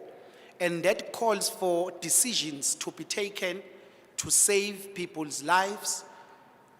Also, as a Department of Employment and Labor, UIF, we are mandated to administer the fund that is made out of employees' contributions. We therefore had to take from those funds a funding that is going to bridge the gap of income from the employees during the lockdown.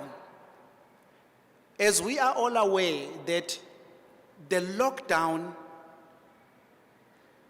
due to the pandemic was not a fault of an employer and was not a fault of an employee.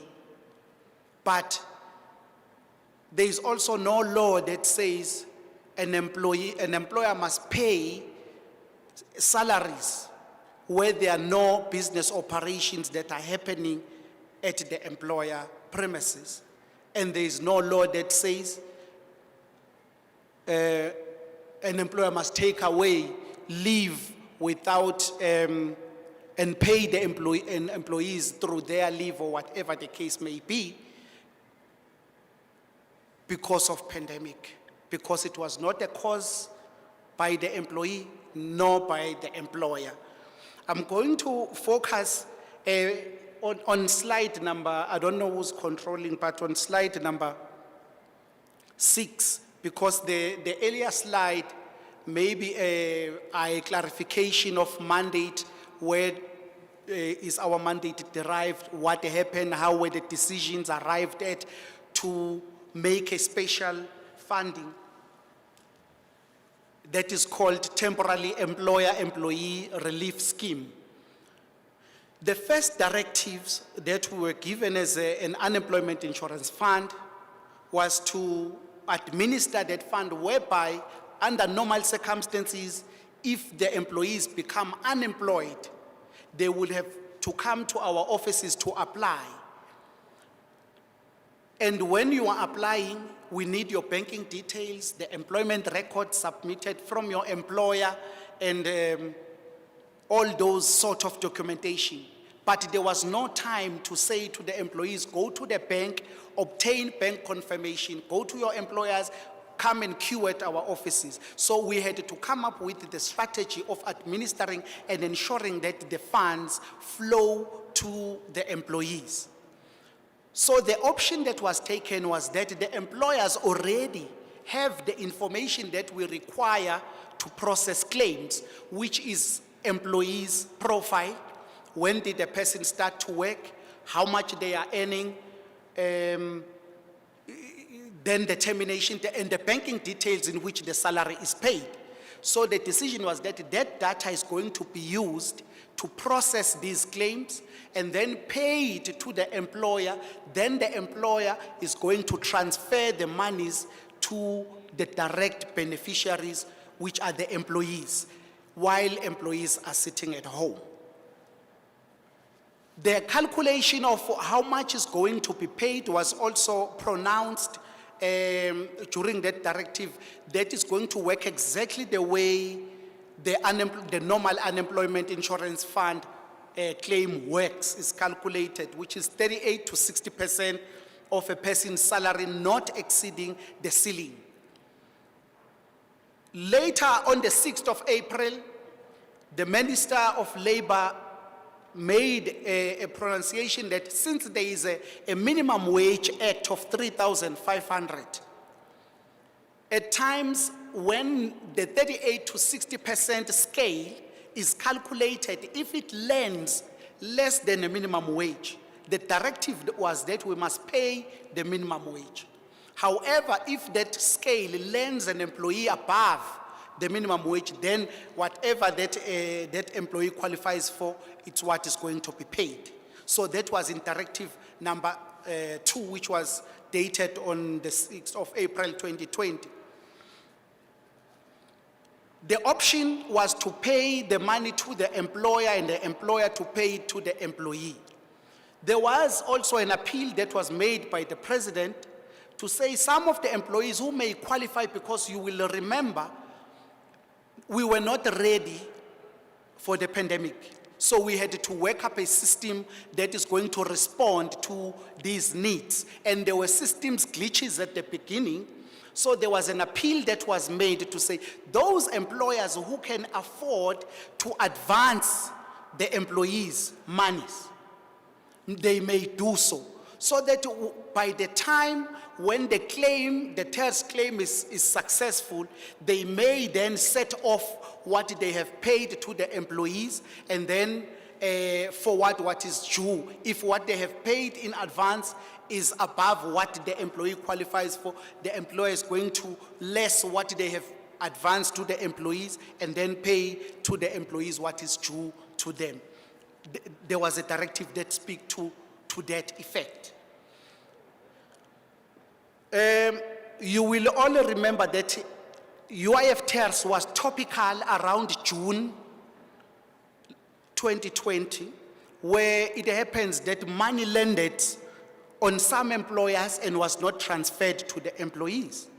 That some also employers and even employees took advantage of a situation and then they made fraudulent claims towards the unemployment insurance fund to where they collected a number of people and then they apply as if those people were employed.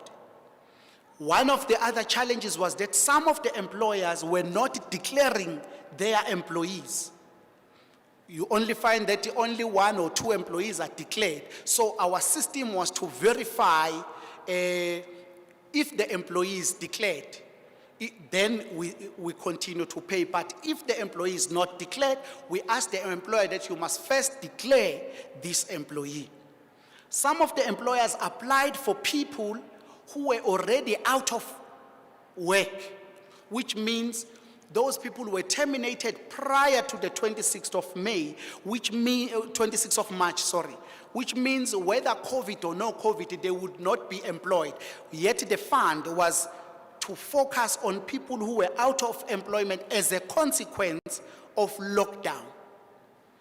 The people who were on maternity leave during the period were included, whereas those people for that particular month or 4 months, they would not be at work in any way, whether COVID or no COVID, and they would qualify for UIF maternity benefits. People who were on illness benefit as well, some of them were included. I won't go on and on the issues. I think people were aware because some of the issues were out in the media and were discussed on how the TERS fund was abused. We then had to put controls. If we can move to slide number 13, I think.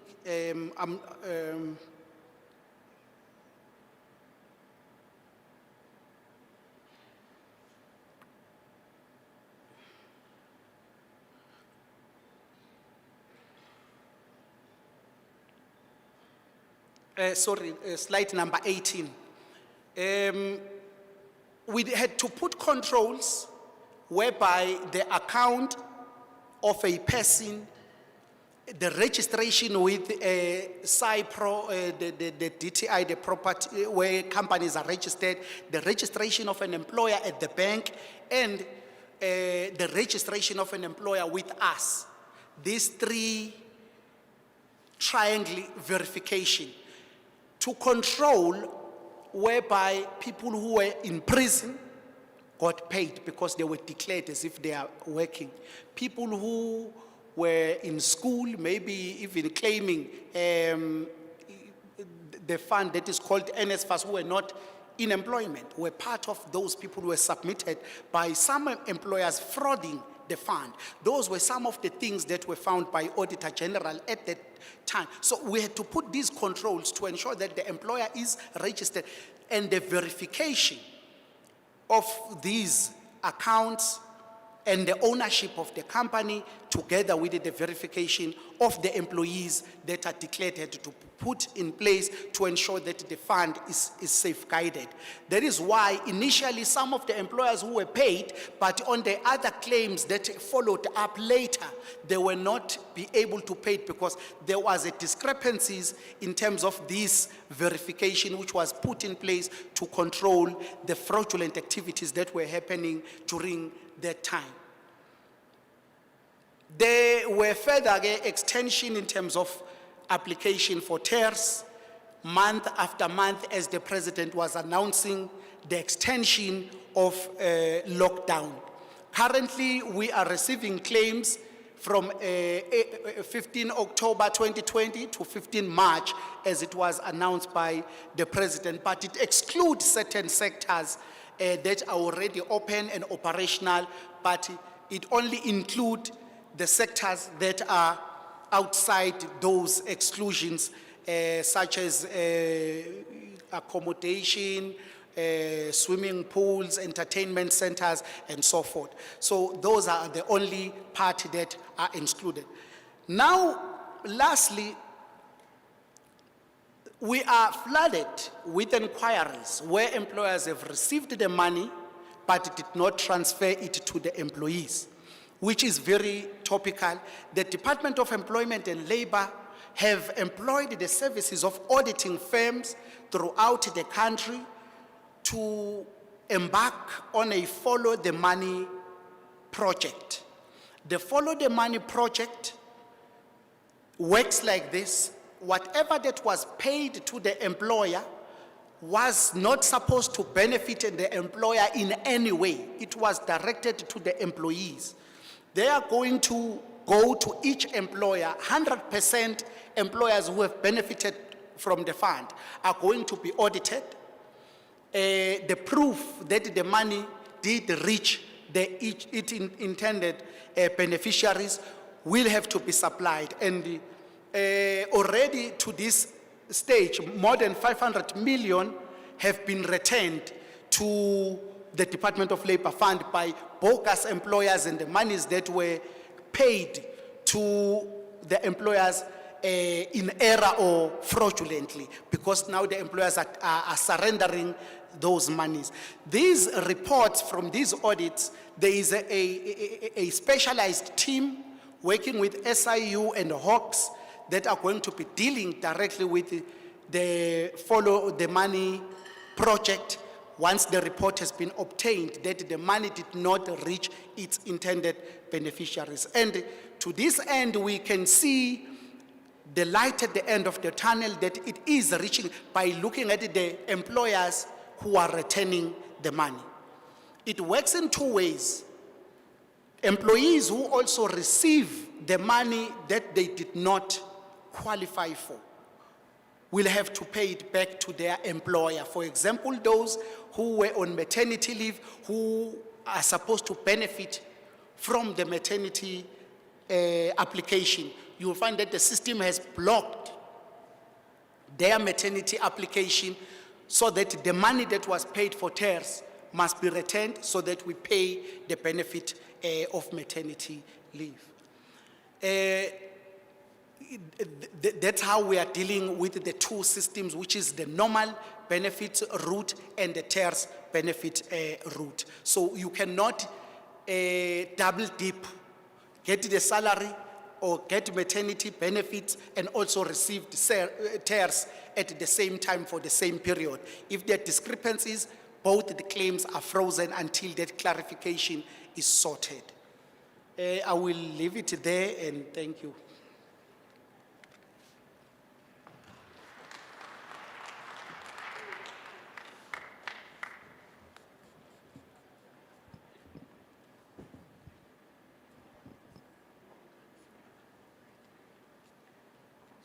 Thank you very much, Mr. Pega and Mr. Mtunu. You can take your seats because there will be, in the program, there will be question. The reason I allowed you to go a little bit more of your time, I know you are dealing with issues that are directly affecting the workers. We are now I'm just indicating so that those who are coming don't think I will be generous with the time. We're now going to ask Ms. Patel from the CCMA, who she's going to join us and do her presentation online. I'm told she's now connected. Ms. Patel.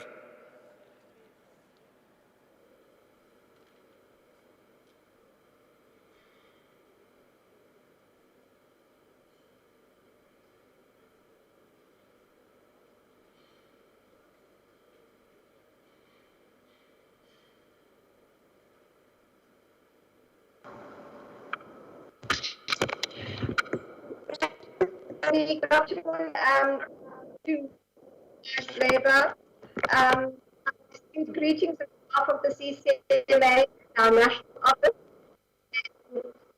We appreciate your including us in this event, and we are happy to share some insights and state of the CCMA with yourselves. So I'm just going to share my presentation, and I trust that you'll all be able to see it. Can you please confirm that you can see my screen?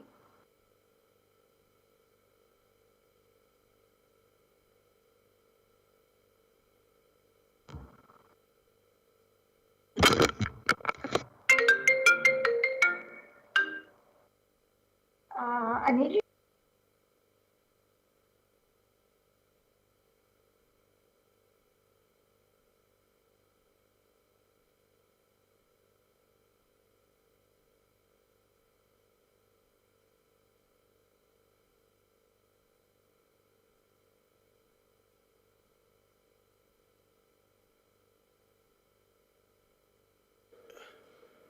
And can I suggest that, because there is a challenge, whilst we are sorting that, until we are sure that that presentation is sorted, can we come back to you, Ms. Patel, whilst the technical people are assisting us? Can we jump and come back to you so that we don't take a lot of time? I think they will assist us.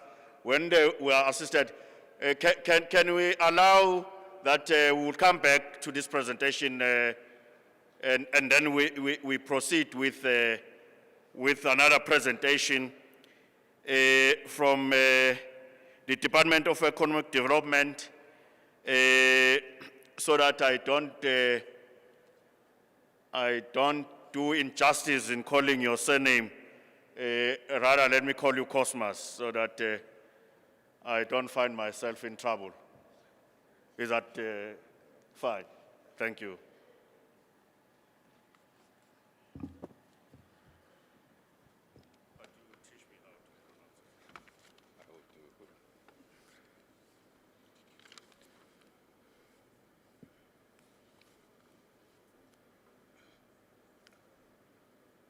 Program Director, thank you very much for giving us this opportunity to take you through the progress that has been made with regards to the KwaZulu-Natal economic reconstruction and transformation plan.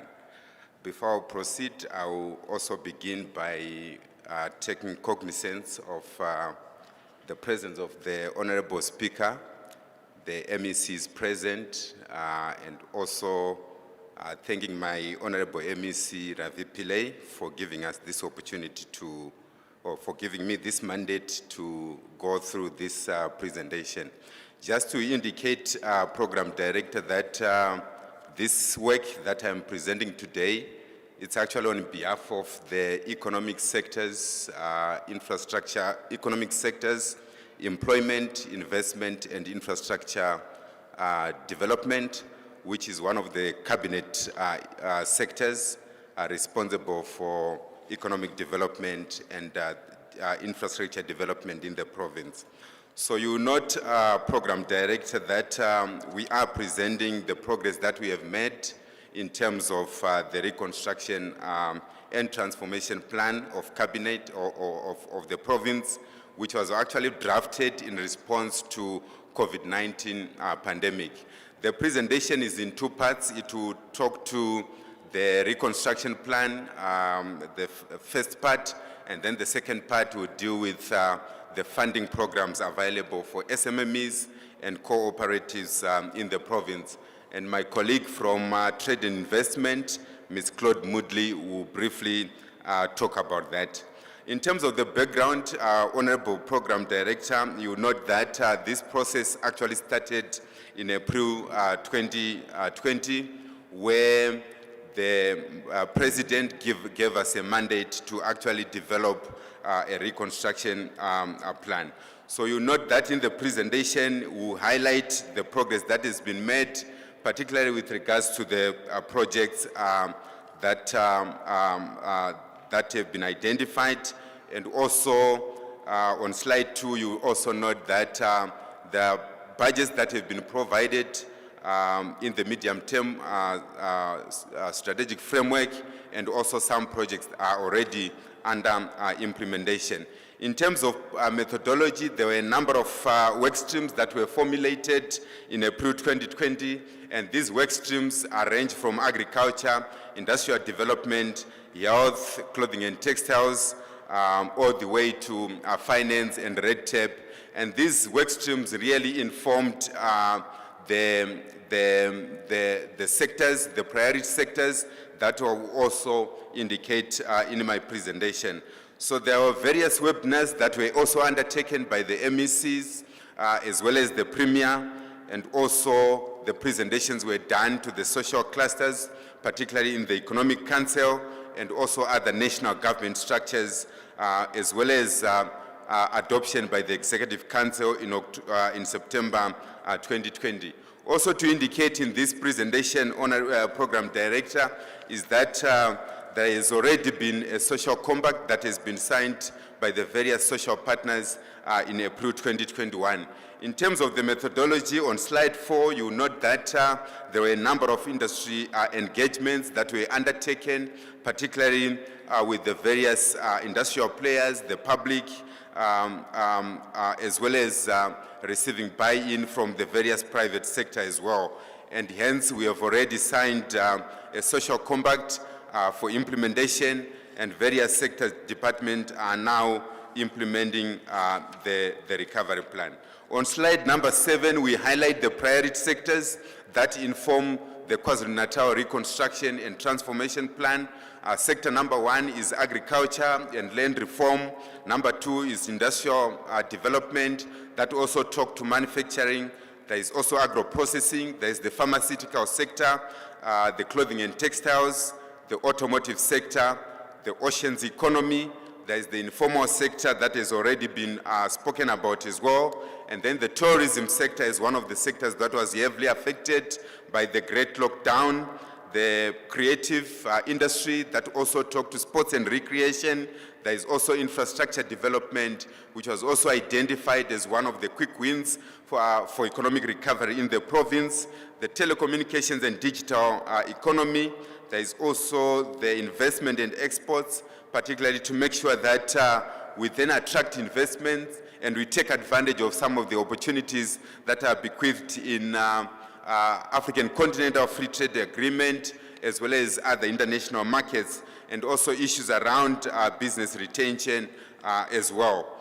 There are also policy imperatives that are guiding the economic reconstruction program, issues around the need to address spatial inequalities in levels of economic development, particularly underdevelopment, economic modernization, where we need to look at our infrastructure, and also the need to deal with our broadband infrastructure.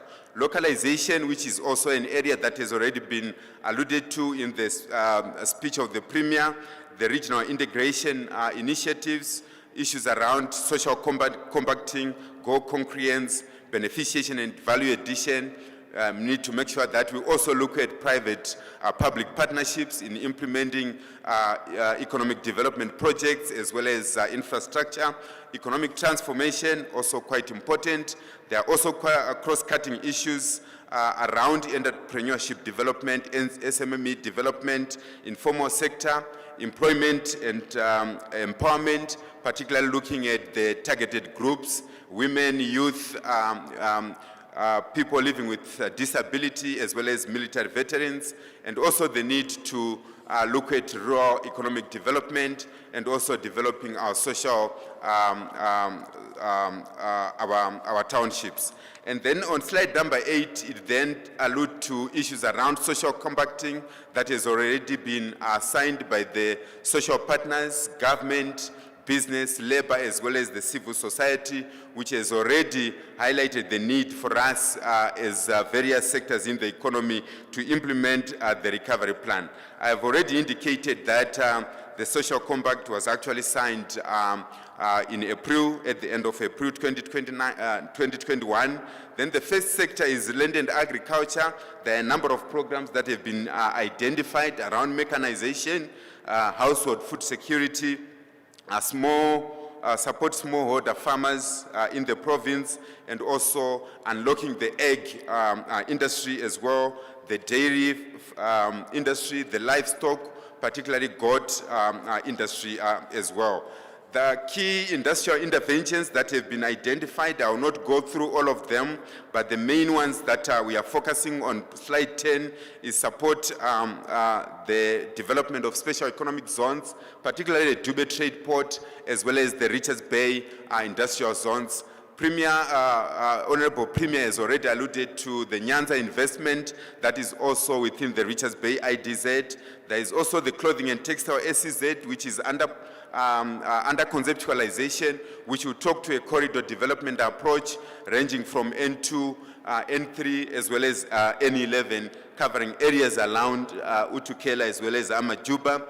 Revitalization of our industrial estates, Isitebe, Madadeni, as well as the one in Leadsmith, Ezakeni, the automotive supplier park south of Durban, which is envisaged to unlock the entire SMME sector in as far as the automotive sector is concerned. Government garages with a pilot in Pietermaritzburg, which will then be extended to other townships. The leather processing hub, which has also been alluded in the Premier's address. Operation Vula Fund as one of the funding mechanisms available to unlock or to support SMME sector in the province. Also, bulk buying program of government, which is a program that is earmarked to assist our SMMEs in access to markets within government and also the private sector. And then we have the regional industrial economic hubs, the one product, one district, which is also being implemented. And then support localization of value chains, particularly in the pharmaceutical sector. Within Dube Trade Port, there are some investments that we are pursuing, particularly with CIPLA, to actually develop the pharmaceutical sectors in the province. Then there is also the oceans economy, where we are looking at stimulating the shipbuilding industry in the province, and also fast-tracking the boat industry, issues around fisheries and aquaculture, where we have already identified some pilot projects around the province as well. Then tourism, we are mainly looking at issues around domestic and international marketing, and also upgrading a number of infrastructure projects which are also highlighted in this slide, particularly around tourism infrastructure such as the lodges as well as other infrastructure projects.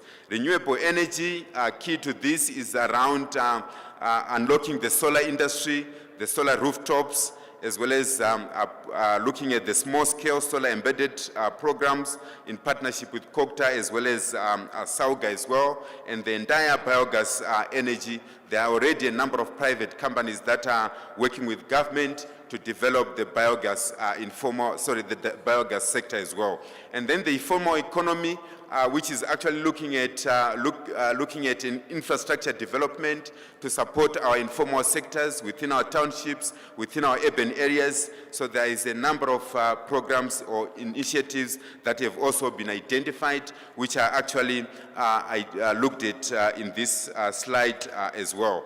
And then infrastructure development, which is one of our key building blocks of the reconstruction program, which has looked at the need for us to reprioritize budgets towards high impact programs.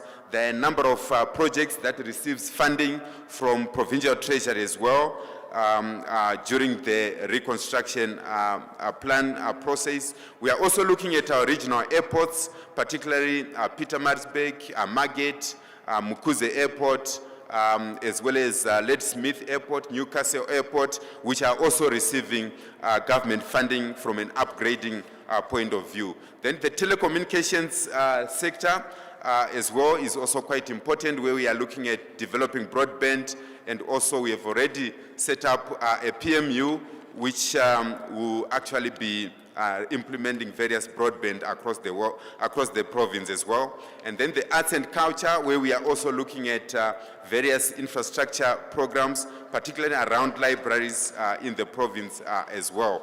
And lastly, the creative industry, that is also looking at a number of programs to unlock the creative industry in the province and also assist players to actually develop this particular sector. And then trade investment, and then to say, how do we attract investment into the province, noting these major programs that have been identified, and also working with our SMMEs to support trade and also capacitating them so that they can take advantage of the market that has been opened within the African continental free trade agreement as well. That's the end of the recovery plan or the reconstruction and transformation plan. The second part, Honorable Program Director, was only going to look at the mechanisms that are available to support SMMEs as well as co-ops in the province, and my colleague, Ms. Moodley, was going to do this particular presentation.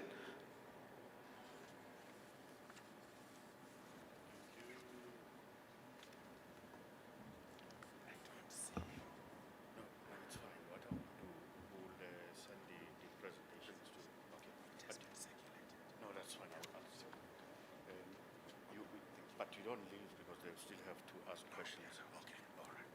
Thanks. Thank you very much. Let's give him a round of applause, please. All these presentations, I will ask our team from the legislature that they make sure that the delegates also have these presentations. I apologize because I'm going to push a bit because of our time. I do not know, can I get an indication if Ms. Patel is ready to do the presentation?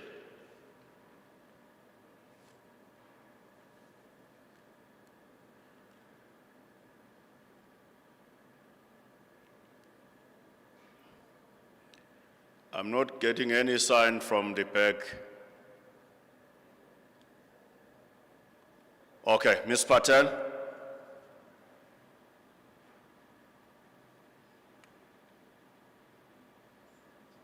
Good afternoon, Mr. Program Director, Honorable Speaker Boyce, Honorable Deputy Speaker Mtambo, members of the Labour Federation, and all other attendees, all protocols observed. On behalf of the CCMA, I am pleased to present a presentation dealing with the current state of affairs at the CCMA, and particularly how the recent budget cuts and the COVID-19 pandemic has impacted on the operations of the CCMA. The CCMA is currently sailing through a rough storm, and this has been as a result of the number of challenges that the organization has been facing, particularly as a result of the budget cuts, as I said earlier, and the COVID-19 pandemic. A famous author, John Maxwell, once said, "The pessimist complains about the wind. The optimist expects the wind to change, but the leader adjusts sails." And at the CCMA, that is exactly what we've had to do. We've had to adjust our sails in a few areas in order to navigate the storm and protect the vessel, our organization, that has been in existence for the past 25 years. Incidentally, this year is the 25th year, the silver anniversary of the CCMA. So the organization has, on the overall, seen a government grant reduction, and this has had a marked impact on the ability of the organization to function as the way it would normally do. And one of the key reasons for this reduction was actually the COVID-19 pandemic, and this resulted in requiring us to reprioritize the way in which the budget would be spent. As part of the national expenditure process, of the 2021-2022 financial year, a total of 992 million was allocated to the CCMA. And over the NTEF period, the midterm expenditure period, financial period, the total reduction of that grant from the initial allocation is 301.6 million. It was anticipated that the CCMA grant allocation would be reduced by 617 million. With the final allocation, the grant was reduced to instead 301.6 million over the NTEF period. The CCMA will thus have a budget shortfall of 90 million, and this is based on the revised allocation in the 2021-22 financial year. The events for the 2021-2022 financial year is projected to be 277,325 cases, which require 63,750 days. The total cost for doing this is 266 million.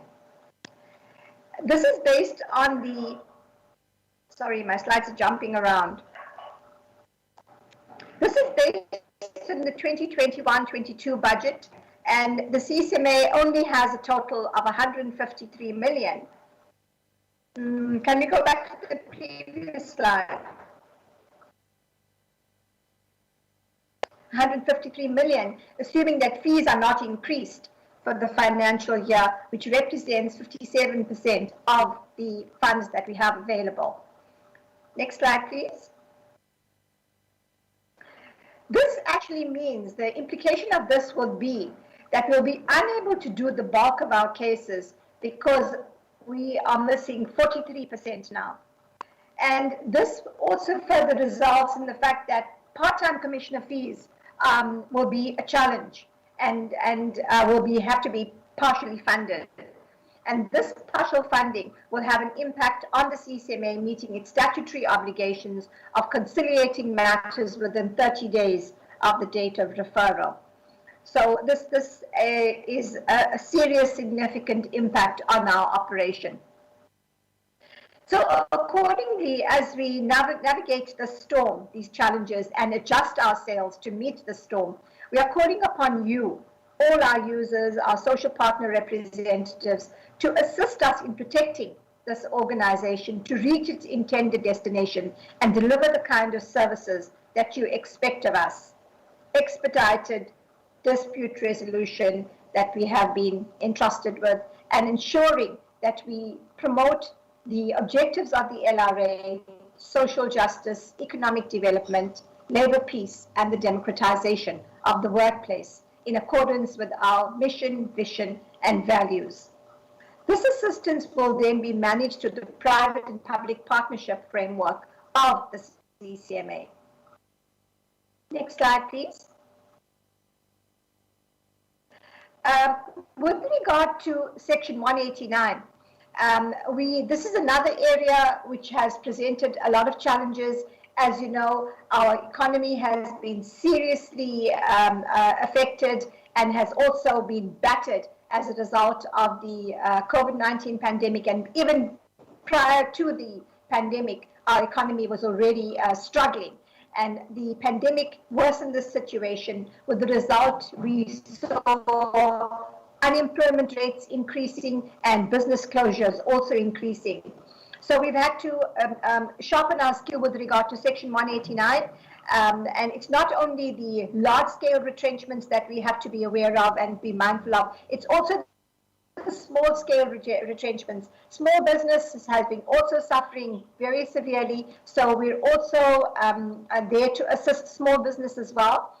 Our head office has the Employment Security Unit, and each provincial office has a commissioner dedicated to take care of employment security issues and the retrenchments that we are seeing, the retrenchment issues, the Section 189 small-scale retrenchments, and the Section 189A facilitation, which is utilized for large-scale retrenchments. I'm sure you're all familiar with the legislation and the whole Section 189 process. which has to be followed. What I would also like to mention that, as I said earlier, we're giving small business SMMEs as enough attention as we would give to large-scale corporates when we're conducting the Section 189A facilitation. So we're not giving them any less attention because they're also very important and very significant to our economy. Next slide, please. Okay, so this is what I spoke about. Section 189A, you would know, relates to large-scale retrenchments. It's the facilitation that the CCMA conducts. Our commissioners are especially trained to conduct these specialized facilitations in respect of large-scale retrenchments, and we've seen a significant increase in this area as well. And this has been a major struggle for us because the fact is that we haven't been able to utilize as many full-time commissioners as we would like to deal with all these cases. But as we said, we have adjusted our scales, and we're trying to sail through the storm as best as we can. Next slide, please. Next slide. That's also the Section 189A facilitation. So the Section 189 trends that you see on this slide for the 2018-2019 financial year, right up to the period April 2021 and 2022. You will see that these referrals over the years have increased, but in March this year, at the end of the 2020-2021 financial year, we saw this stabilizing to some extent. But as you can see, in April this year, in the current financial year, for the first quarter, when the new financial year commenced in April, we saw referrals reaching 399, which is somewhat of a reduction from earlier times, but still the situation is not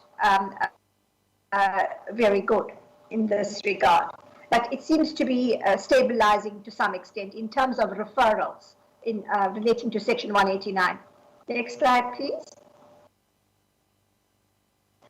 With regard to Section 189A trends, during the same period, 2018-19 financial year to the current financial year, again, you will see in terms of Section 189A trends, if you look at the bottom of that slide showing the 2021-2022 financial year, in April this year, we had 34 referrals, which is, again, somewhat of a reduction. But you would notice that the referrals from small business has been higher as compared to the referrals from large business, large-scale retrenchments. Next slide, please. Okay, the CCMA has adopted a serious job-saving strategy, which we call the holistic approach to dismissals for operational requirements, to job saving. And in terms of this job-saving strategy, in terms of this holistic approach, we ensure effective facilitation of large-scale retrenchment processes, and we try to give as much support as we can to businesses in distress. And when I talk about distress, I'm talking about particularly financial distress. And we do this through exploring alternatives to retrenchment and alternatives to business closure. The holistic approach means also that we work with all the other organizations to assist us in our endeavors to minimize retrenchments, to support business as well, and organizations like the Department of Employment and Labor, like Productivity South Africa, the Department of Trade and Industry, the Industrial Development Corporation, and any other organization that can assist us in this regard. So the holistic approach means that we explore all possible alternatives to save jobs, to prevent business closures, and we work with the other supporting organizations that I mentioned to meet our objectives of saving jobs as far as we can, as much as we can, and to prevent business closure. Where the retrenchments are unavoidable, there is also still a need to assist retrenchees to access support and survival mechanisms, such as the mechanisms provided by the Department of Employment and Labor and Productivity South Africa, and any other kind of support that retrenchees would need. So we would not allow the retrenchees to go ahead, having lost their jobs without any support. We still feel the need to afford them some support. We also facilitate sector sustainability initiatives and assist businesses in distress to access enterprise support for particular sectors. So that would also mean working to some extent with the CETAs and the bargaining councils and in specific sectors that have been significantly affected. Harnessing optimal resources through the partnerships. As I said, we have strategic partnerships with the Department of Employment and Labour, with Productivity South Africa, and various other organizations that would assist us to support businesses in distress and employees who have lost their jobs. We've also developed a system of early warning signs. And so the slide that you see there shows you the aspects of the holistic approach.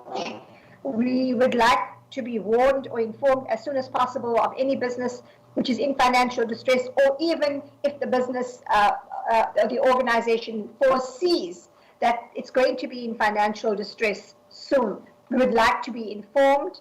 We would like to introduce the sector sustainability initiatives and ensure effective Section 189A facilitation where this is applicable in the event of large-scale retrenchments.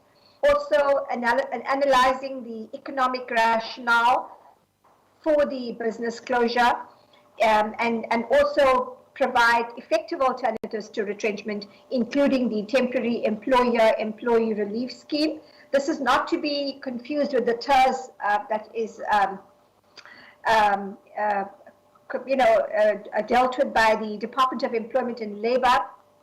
The TERS that the CCMA is involved with is a program where employers or employees and unions or employer organizations who are in financial distress may voluntarily apply to the CCMA to be put on the temporary employer-employee relief scheme, and that scheme allows for the parties, for the employees, the employment relationship to be suspended whilst the employees go on a training program. And whilst the employees are on that training program, they receive a hefty percent, 75% of their salary in the form of a training allowance, and in addition, they're being upskilled. How does the TERS also help employers? Well, it provides employers with some kind of financial breather where during the period that the employees are on the training program, the employer does not have to pay the employees a salary. The employer does, however, have to also pay basic social security benefits such as unemployment insurance and any pension and benefits and so forth. As you conclude, Ms. Patel.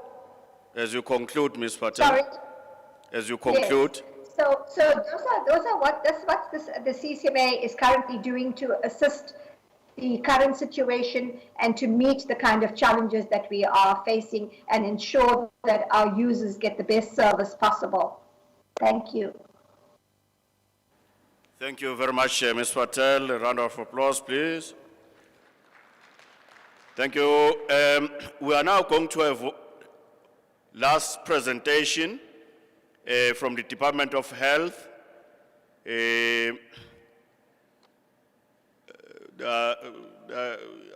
This morning we started at the hospital and there was correction. I see the Mr. So-and-so here, and I know they went to school not to be called Mr. But for some reason they are called Mr. here, so that it's not my fault, Boto Hotel. Ukuthi na esikoleni ban ukuthi ningabizwa ngo Mr. kodwa ba decide ukunibiza ngo Mr. We're going to have this presentation from the Department of Health. Then after that we are going to have questions and answers. We have agreed now with there was a consultation between the federations that after the questions and answers, which we are going to manage very well, I'm sure, in terms of time, we are going to break because there's we are still under regulations. We are going to break for lunch so that they can do what they need to do in terms of health protocols. But also we've been sitting inside this room for a while now. So that will then we'll announce the process of, because that lunch is not going to be too long as well. We'll then come back where it's going to be a plenary session where the delegates take the program forward. So I'm going to allow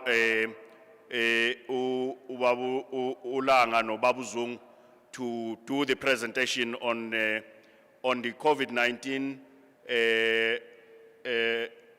NHI and vaccination. They will then tell us how then they divide that, but time remains the same. They just divide who starts with what.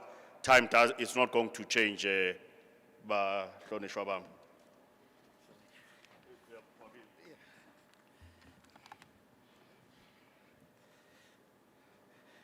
Mphathi wohlelo Mhlonishwa Sonjica usomlomo ohloniphekile nosekela somlomo kumhlonishwa undunankulu omelwe ngumama uNkonyeni inkosi yasemadungeni ndabezitha ubaba umeya samukele ngabahlonishwa abakhona ongqongqoshe namakhansela nabo bonke abakhona nabasebenzi siyanibingelela. We'll try Mhlonishwa to squeeze our time within the 10 minutes given the time. Basically, I will start by introducing the concept here, NHI, as to what is the country aiming to achieve and the province to achieve by implementing national health insurance. We have a responsibility of ensuring that the citizens of South Africa access quality healthcare services in all the areas, the service of in need that is needed by the consumer of the service, irrespective of the capacity of your own pocket and your budget. As such, by implementing national health insurance in South Africa, we are working towards ensuring universal health coverage, that every person access quality healthcare services. In the current phase, we have actually identified a few priorities that are critical and trendsetters that will change the nature and the profile of health services in South Africa. In the current phase, we focused on improving our health systems in the country, ensuring that we engineer primary care services so that it responds to our needs and it emphasizes our priority of ensuring preventative approach to healthcare services. We are also now focusing also in ensuring that quality of health services through clinical governance and other systems quality improvement strategies are implemented.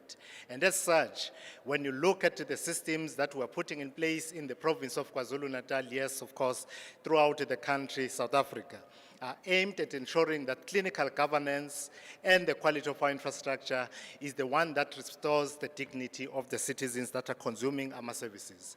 But we've also noted the fact that for us to deliver quality health services, we require leaders that are up to the task.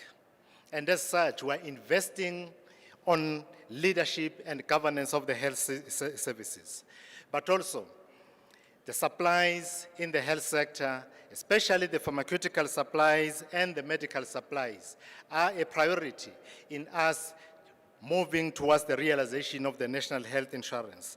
The provisioning of health technology, infrastructure, and health support equipment and machinery in the province. As such, towards ensuring that we ensure the universal health coverage in the country, on top of our own clinical staff that we have within the department, within the limited resources that we have from the equitable share and others, we have also complemented through the NHI grant the supply of 104 medical officers that are actually visiting our rural health facilities in the deep rural areas across the entire province. In the current financial year, we have contracted through the NHI grant 104 doctors, from the private practice areas so that we also inculcate the culture of the partnership with the private sector.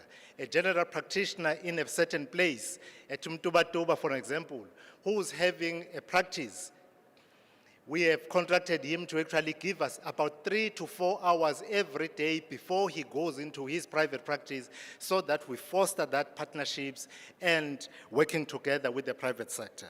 I'm not going to get into the details of how many per each district, but in the presentation, the information is there.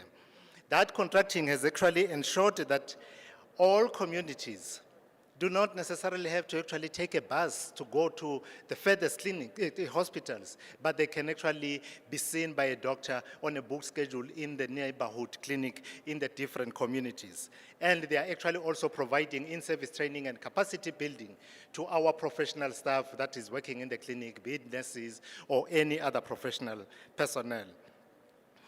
On the health systems improvement, we have invested on the digital technology and ICT technology. That has actually ensured us that we navigate, even during this time of the COVID-19, the lockdown. We have full controls now of our pharmaceutical supplies. Myself sitting at the provincial office, I can actually have a view throughout the province as to where the shortages of which drugs and how we can actually redistribute drugs that are in abundance, say at Herigwala, but are needed at Amajuba district, through the investment systems that we have put in place. And yes, of course, through our health patient record management systems, we have also managed to even manage our clients during the COVID-19 period, and also through the CCMDD program, we have actually managed to rationalize our services. As part of the investment, again, we are also clearing any backlogs. Program Director, you would appreciate now that the Department of Health is less in the news about the challenges relating to oncology, backlogs, and other issues, because we've actually invested on the health systems and also funded that particular aspect in order to clear all the backlogs that are in the system. I have to actually indicate, Program Director, that the process of the NHI bill is still ongoing. Last year, or year before last, yes, it's last year, we had public consultations throughout the province, at least specifically in 4 venues spread across the entire province of KwaZulu-Natal. Whilst that is a national competency program, but we took keen interest in actually, and we appreciate the contribution yabasebenzi and the mobilization and the inputs that were received from abasebenzi in all the areas. Out of the 108 speakers who took the microphone in the public consultation in the province of KwaZulu-Natal, 102 speakers said, we support the national health insurance. Then 6 commented and raised a few questions and here and there, but 102 out of 108 said, we support the national health insurance. At national, currently, we have 46,000 submissions that came from all the provinces that are awaiting the process of the parliament to be processed. And we finally have the bill passed. I have to conclude, Program Director, by saying through the NHI initiatives in the province of KwaZulu-Natal, we are now focusing specifically as our priority as this province on improving clinical governance oversight, formalizing the public-private partnerships, improving quality on healthcare services, improving access to basic, specialized, and basic healthcare services, like clearing the backlog in the forensic psychiatric services and other specialized services, and also establishing a tertiary institution in the northern part of KwaZulu-Natal, expanding the capacity of the health system, especially investing on the digital platform, implementing quality improvement, and we're soon going to be launching the Ideal Hospital Realization and Maintenance Program as part of the initiative for this particular financial year. And also, we have ensured that all the 76 private health facilities that are operating in the province of KwaZulu-Natal are every year assessed and licensed by the Department of Health, which has got the mandate to deliver on that. I have team members that are accompanying me. Ubaba Ulonda Langa will actually speak briefly about the COVID-19 update up to date. Thank you.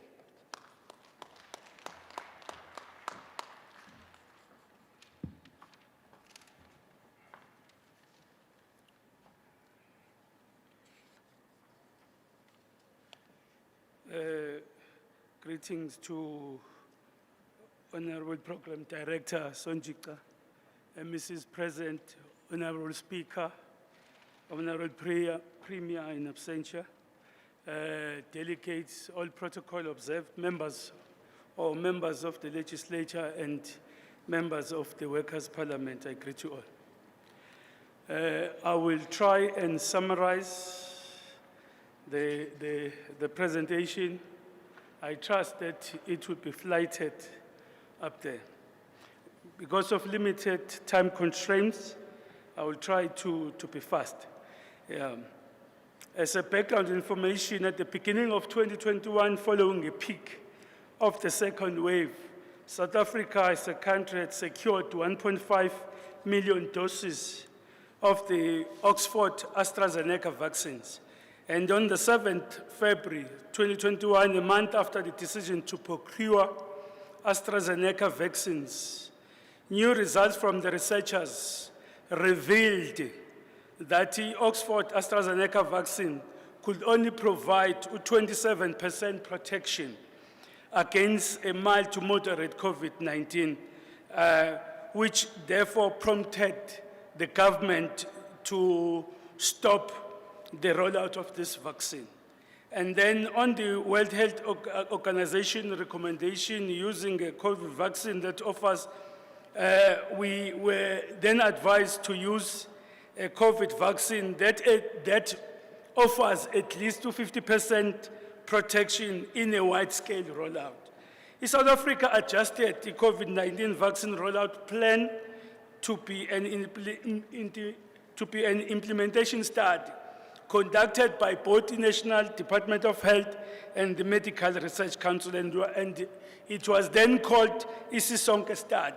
The Isisonke study was to roll out the Johnson & Johnson vaccine, and on the 16th February of 2021, South Africa received the first 80,000 doses of J&J, which was distributed to 16 sites all over the country.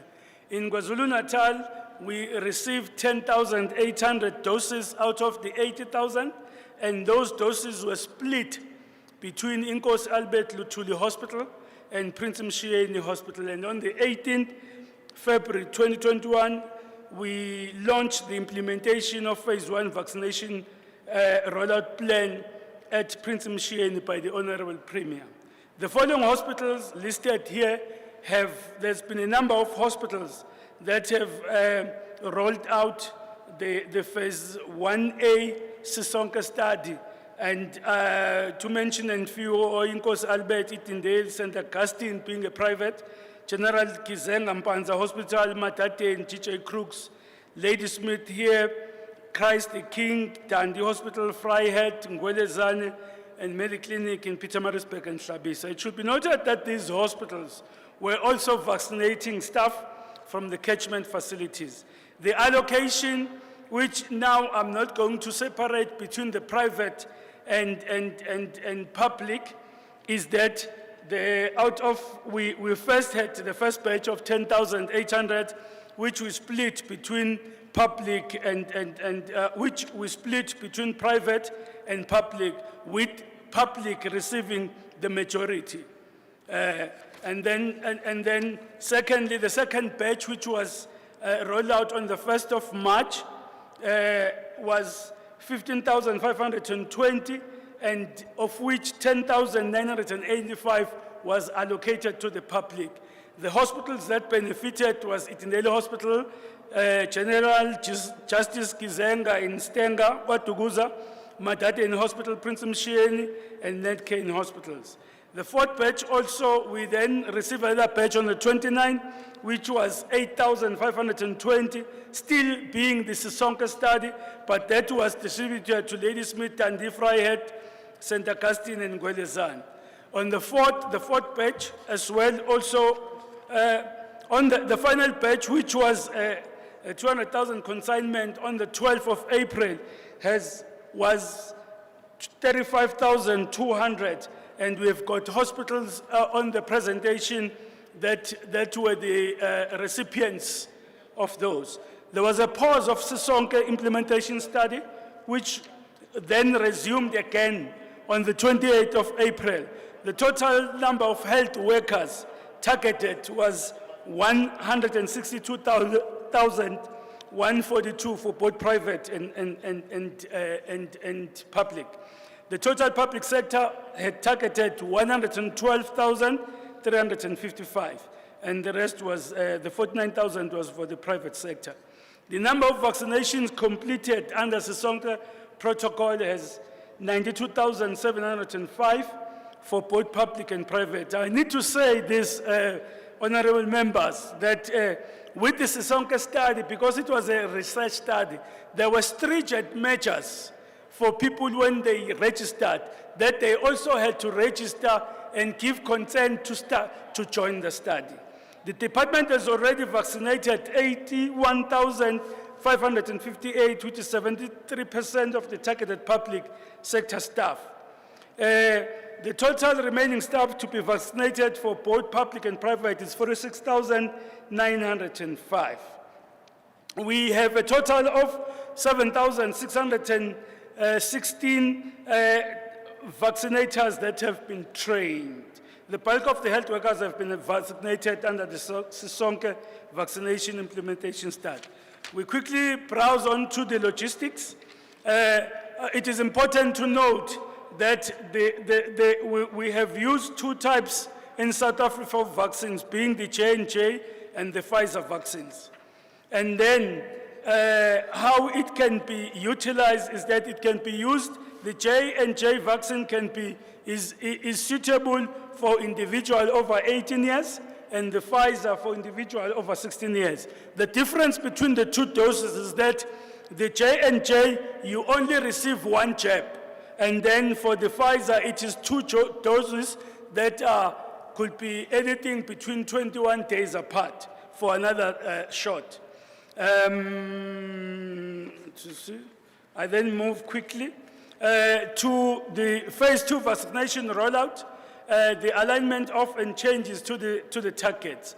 I think the colleagues will be, and honorable members will be pleased to know, to be reminded that the phase 1 was targeting the healthcare workers, phase 2 was targeting the 60 and above, and also we had looked at workers with comorbidities over 40 years. And then the third phase, phase 3, will be targeting the rest of the population.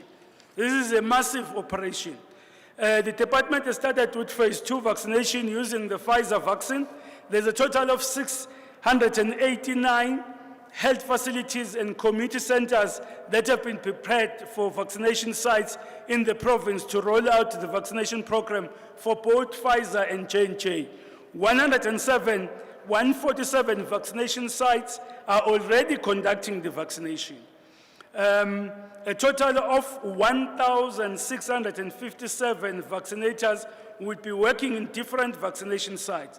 It's important to note that 27 health facilities and 5 community vaccination sites commenced the Pfizer vaccine on the 17th of May, and the rest of the facilities will follow as more doses of J&J are received and delivered.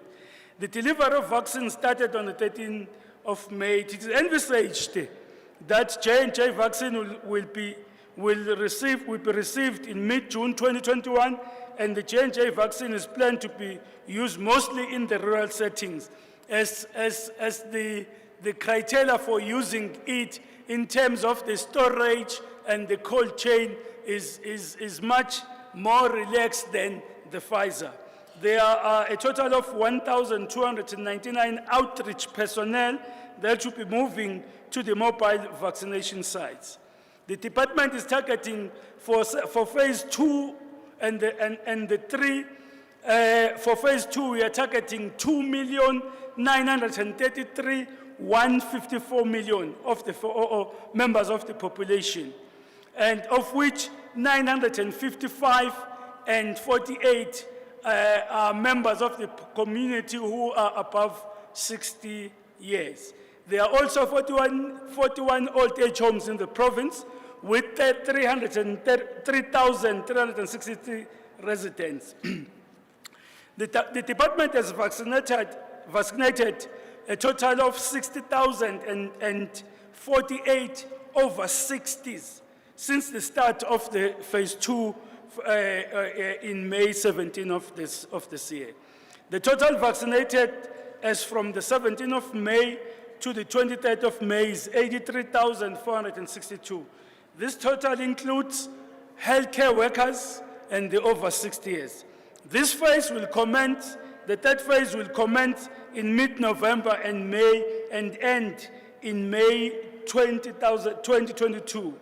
The department will have a target of 30 vaccinations per 5 days per week after receiving the J&J.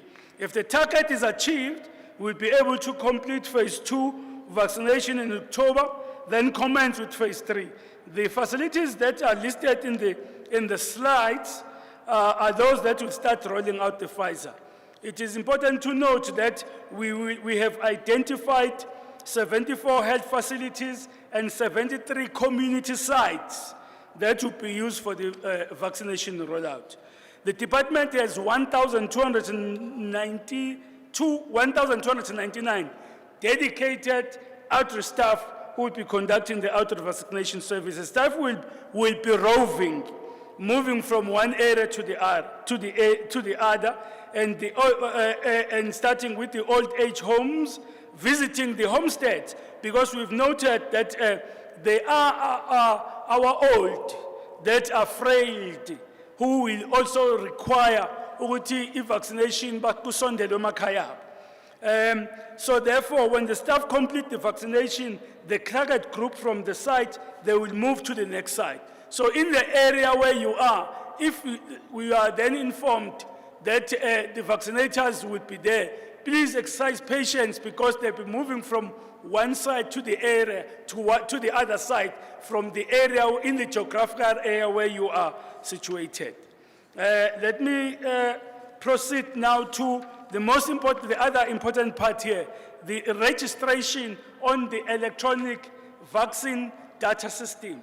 Every person that will be vaccinated need to register on the EVTS. That is why we felt it is important that there must be a proper network in the areas where we'll be, because we have to ensure that as we vaccinate, people are registered and the information that is captured is then reported and deposited into the national portal, so that national government can have the proper and relevant statistics to inform planning, and also ensure that when we report even in Parliament, we have the correct statistics. All health facilities, including district offices, have established EVTS registration kiosks to assist those that cannot self-register. 169 mobile clinics and 193 school health teams, 316 ward-based outreach teams, which include 10,350 community health workers, are supporting the above 60 years to register on the EVTS. Each community health worker has been given a target of 10 60-year-olds and above that she needs to assist on a daily basis. The teams have been well capacitated on the EVTS system. In other district registration of the above 60 years on EVTS is being supported by other stakeholders. We have 315,458 60 years and above that have registered.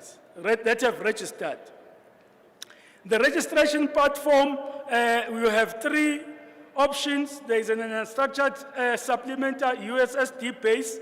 There is also a WhatsApp-based platform and a website-based registration that can be utilized to actually register. But also the USSB, because we know of the unemployment and challenges with airtime, the USSD does not require data or airtime for you to register.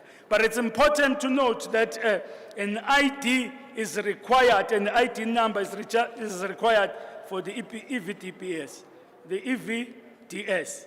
Also, the information that gets captured is your ID number, passport. If you are from another country, asylum seeker number, the RSA ID or refugee number. You also have to enter the location where you want to be vaccinated. That is very important. And if you're a member of a medical aid, you will need your medical aid number and provider. Towards the end, because time does not allow, we have used some form of communication and demand generation where we're using media and social media and the lunchtime chat ka MEC way to unpack and clarify issues. We've been using loud hailing to ensure that those people who want information, and we've taken note that there are people who are still hesitant about the vaccination. We have made all available efforts to ensure that all consent questions are addressed at that lower level. I thank you.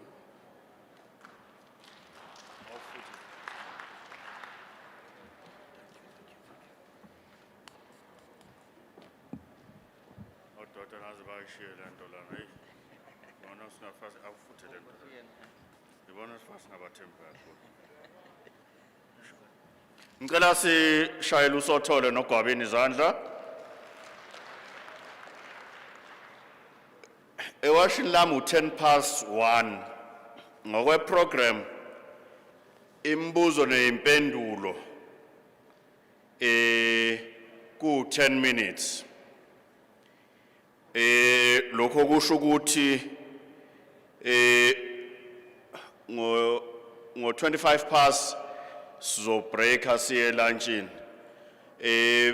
Now I'm going to allow hands mhlawumbe indicate ukuthi umbuzo wakho ubhekise kwephi presentation. Ungaqali ngesingeniso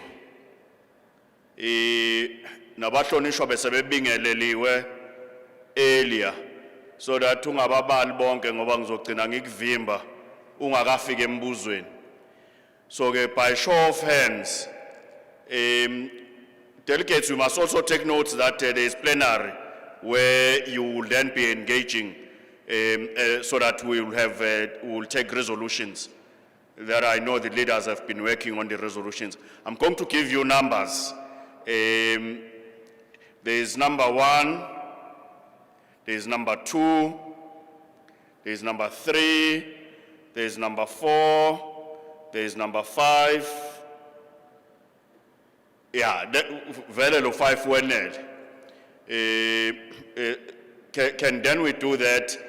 Kunabafowethu abazobahamba ngama belokuza senze show nje njoba uspeaker beshilo singakhohlwa kakhulu kubuye siyibuyisele siphuza amanzi kubuye siyibuyisele into esiyifakile kwenze ukuthi kungathiwa sagula sise parliament labasebenzi.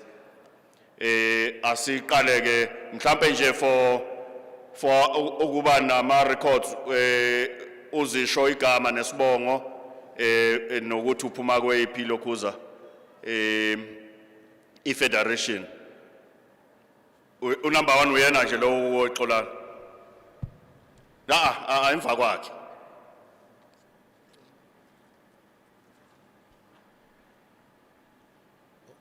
Ngaze ngisukuma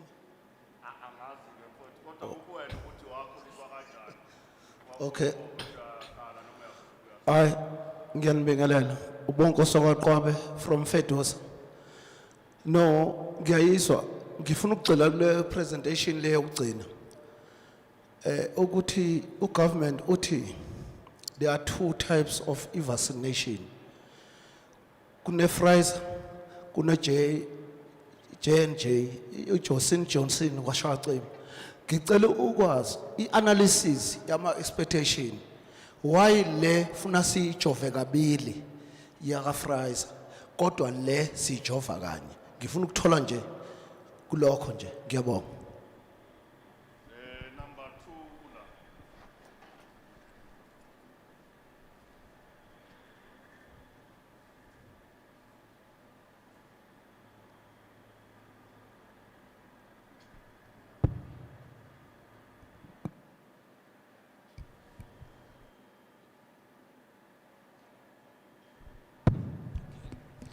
Thank you, Noma Rashia Kaluza from Kosatu. My question, clarity seeking question, is on the vaccine and the vaccination program.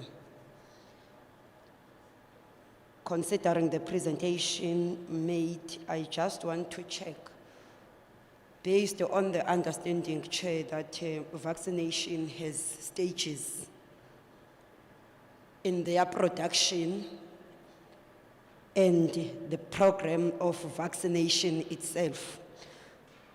As we have 2 in the country, can I be clarified on the efficacy levels of both vaccines? But maybe before we get there, if I can also check, Chairperson, the stage at which we are, understanding that sometimes it starts with investigations, research, trials, clinical trials in this case. Is there any empirical evidence regarding these vaccines that they are indeed the vaccines to be trusted? Question is asked based on the information and misinformation that is in circulation. And we think that this parliament must also be empowered so that we guide workers. Thank you.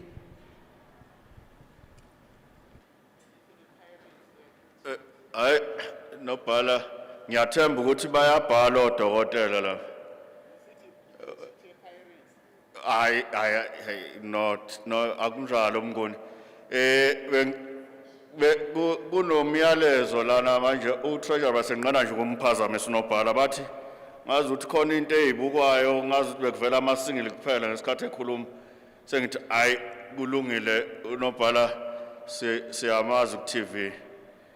Ngicela umnewethu unumber 3 bathi ke buka ngapha kulo yabhuti lo yakuze bakubone ku TV.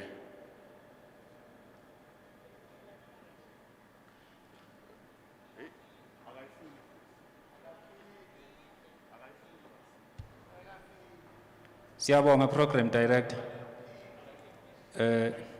Besicabanga ukuthi ke mhlambe si addressa umhlangano through you program director. Manje we are directed ukuthi wena ube ngemuva bese sikwazi ukaddressa asazi ke ukuthi uzodila kanjani nale. Okay, sifuna ukubuza nje just few questions to Department of Employment and Labor. By the way, igama Usiboniso Nkomonde from the biggest federation in South Africa. There are 2 just clarity-seeking questions from the Department of Labor, especially the inspection department. The question that one wants to ask is it part of requirements that when the inspector intends to visit the company for inspection, that they inform the company prior to their visit? Secondly, it's the issue of on the UIF tiers and UIF benefit payment. There is an instance where a worker has not been in employment. There's been an application for tiers payment, but in the process, before the payment gets processed, then the company closes down. The worker has not received ITERS and is now in the process of claiming for EUIF. I want to check now the logic behind that. For a worker to receive a UIF payment, the worker must first ask the employer to deregister or remove the name from the TERS application before a worker receives the UIF payment. Ngiyabonga.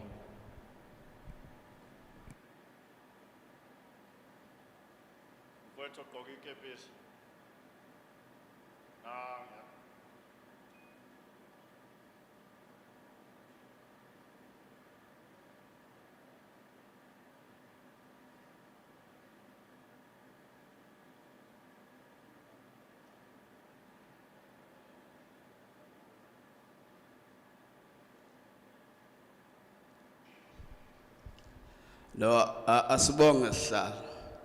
Okokuqala siqale nje ngokuthi sibonge wonke ama presentation athe kwenziwa.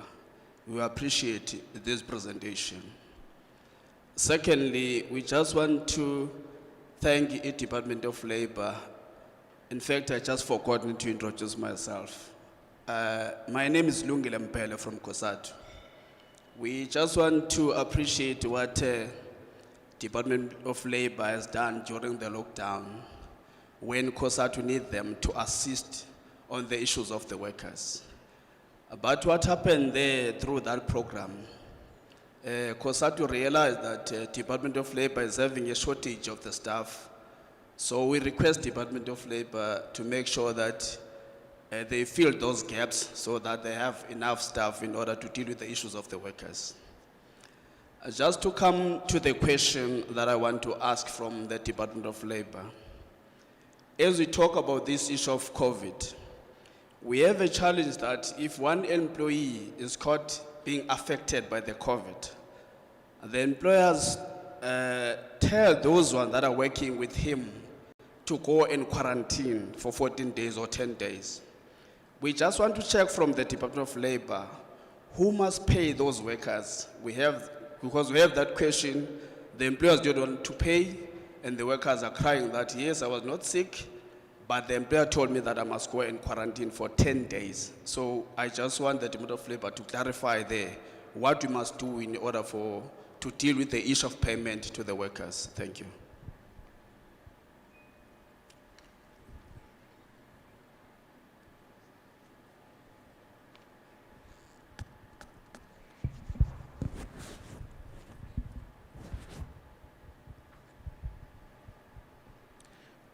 Thank you, Program Director. Good afternoon, all. My name is Zanele Kumete from Kosatu. I've got questions to the last person that presented the updates on COVID-19. I wanted to ask, on the presentation, we were told that 7,616 staff were trained to do the vaccinations.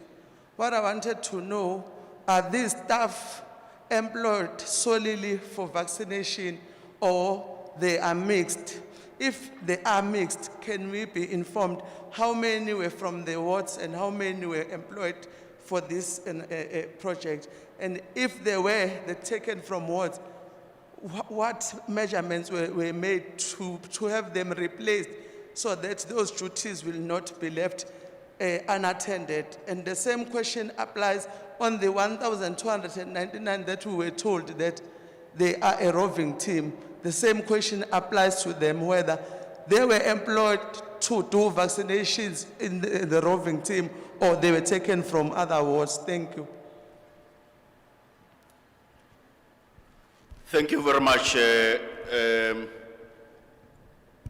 Can ngicela nje sibanika ama-mic baphendule lapha uGwabini noSothole mhlambe baqale ngoba imibuzo eminingi ithinta umnyango wezempilo. So mangase bakwazi ukusiphendulela, then we'll go to the Department of Labor. Umfowethu ukubheka noMchunu baphendule lokho okuthinta okumnyango wezabasebenzi.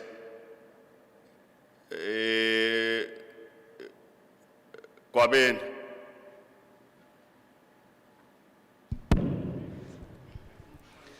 No, thank you, Mhlonishwa. On the questions, evela kubasebenzi. Dr. Pule noSothole, they will respond specifically to the questions that have been raised. But basically, kune question ethi, why sibe nemjovo embili? Kusenokwenzeka izokwanda futhi mhlawumbe uma ngabe neminye imodeli iba khona introduce eSouth Africa. Siqale nge-J&J readily available at that time. Kwase kuba ne-Pfizer ebekhona efike emuva. Isizathu kungani omunye ujova kanye, omunye ujova kabili, indlela lemjovo eyakhiwe ngayo. Ingakho lo owesibili sezama ukuthi siufake indaweni lapha abantu bangakwazi ukuthi bafinyelele ngoba udinga ukuthi uphindele kabili kojova iPfizer. But sisayisebenzisa ne-J&J indlela nje kwakho komjovo wonke inenhloso yokuthi ivikele ukusabalala kwegciwane le-COVID nokuthi iqinise ukuphila komzimba. Kune area ke ebuziwe ke ukuthi iPfizer ama-efficacies eme kanjani.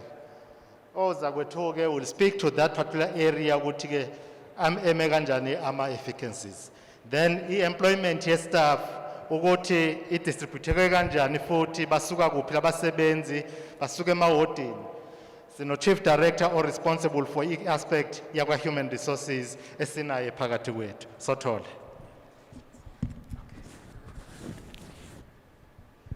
Thank you. Pfizer, efficacy. First of all, thank you very much for the question that has been raised. Pfizer, efficacy yakhona 95%, bese kuthi Johnson & Johnson 85%. So you note from the presentation ukuthi into that prompted us to stop AstraZeneca at the time because it was way below 50%. Hence, we opted to stop it and then decided to opt for the doses or the vaccinations that will provide us with a better efficacy protection, so to sustain the program towards herd immunity. Mr. Okay.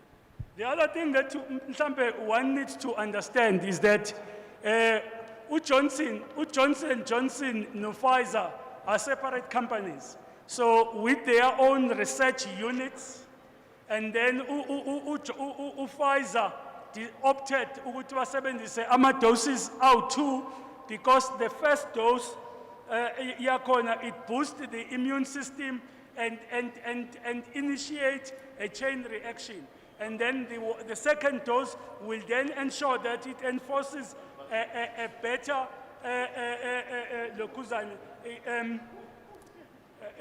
immune response ezokwenza ukuthi from the time iqala ikwazi ukuthi sustaineke. But there is no, so what we want to emphasize is that there is no problem that this one is better. It's because in the market we had to get the Johnson & Johnson and the Pfizer at the same time with the different mechanism of administration of the vaccine. The one question that was asked about Amanes, why did we were saying umbuzo bubuza ukuthi lamanes lawa esiwasebenzisayo allocate emahhotini nani nani. Njengami nje njengoba ngu-professional nurse nami noma ngingekho-ke esibhedlela njengamanje, amongst training ne-competence ye-professional nurse is to conduct a variety of nursing duties, which includes even vaccination. It's not that we had to, uma ukuthi kuyavaccinatwa, kungavaccinatwa ewodini, and then ama-nurse take turns to participate, as we do not require a huge numbers of nurses. In some instances, we will allocate ama-nurse out 5 and then we will then say the target is 1 vaccinator against 50 people at a time. You will have also noticed presentation we were even saying moving forward, the target per week, per day is around 30,000. It's very important to ensure that we do not overstretch ourselves because vaccination has got stringent measures where you have to maintain the cold chain, where you have to ensure that you register appropriately. And secondly, once you've vaccinated the person, finally in the normal 15 minutes, nim observe ukuthi ayikho ama-side effects aqhamukayo. Angazi noma koza kwethu khona okunye kodwa engazi ukuthi engathi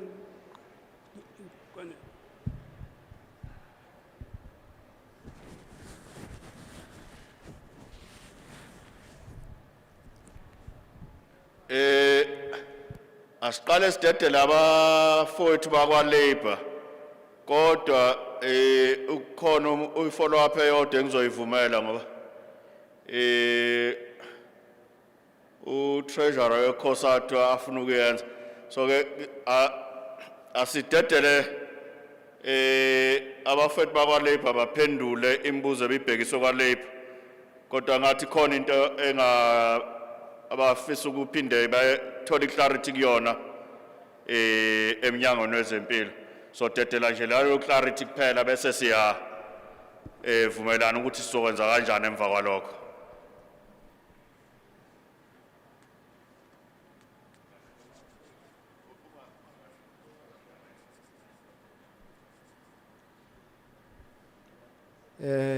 Thank you, Program Director. Let me begin by responding to the question on the issue of notices of visit. To answer in a short way, I would say this comes from our standard operating procedure that was prepared by our head office, and we at the operational level have got to implement.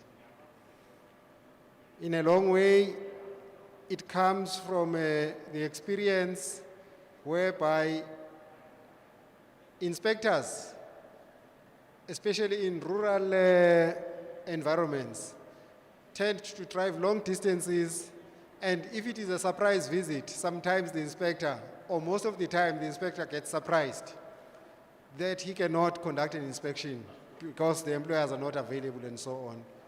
So it then talks to efficiencies. But the position of the department is that that is a standard operating procedure, and provinces must exercise it in that fashion. I think Ubabuteu Ulungile, I might pronounce his name wrongly, but somewhere around that. Sorry if it is mispronounced. In terms of the vacant positions, as I indicated, HR is in the process of finalizing filling of those 25 posts that we have as vacant currently. Insofar as further posts being added, one at a provincial level cannot comment on that, but we hope the 500 the 500 new posts were the beginning, whereby we were somehow upsized as the occupational health and safety component. To give a picture in terms of that, I indicated earlier that we had a target of 5,700 inspections last year. Now we have a target of 23,754 inspections. That shows that we have almost multiplied by 4, which then extends the footprint in terms of the employers we can reach. But surely it will not be enough. But we believe that it's a start. Thank you. Over to Mr. Mkhun.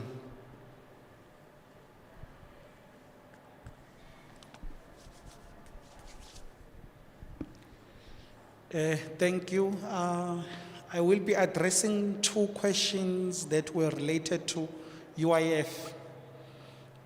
The first one relates to an employee that has been retrenched whilst there is an application for TERS. The question was, does an employer have to delete that application of TERS before an employee applies for UIF? If the employer needs to retract that application if it has not been paid, if it has been paid, the employer needs to return the money.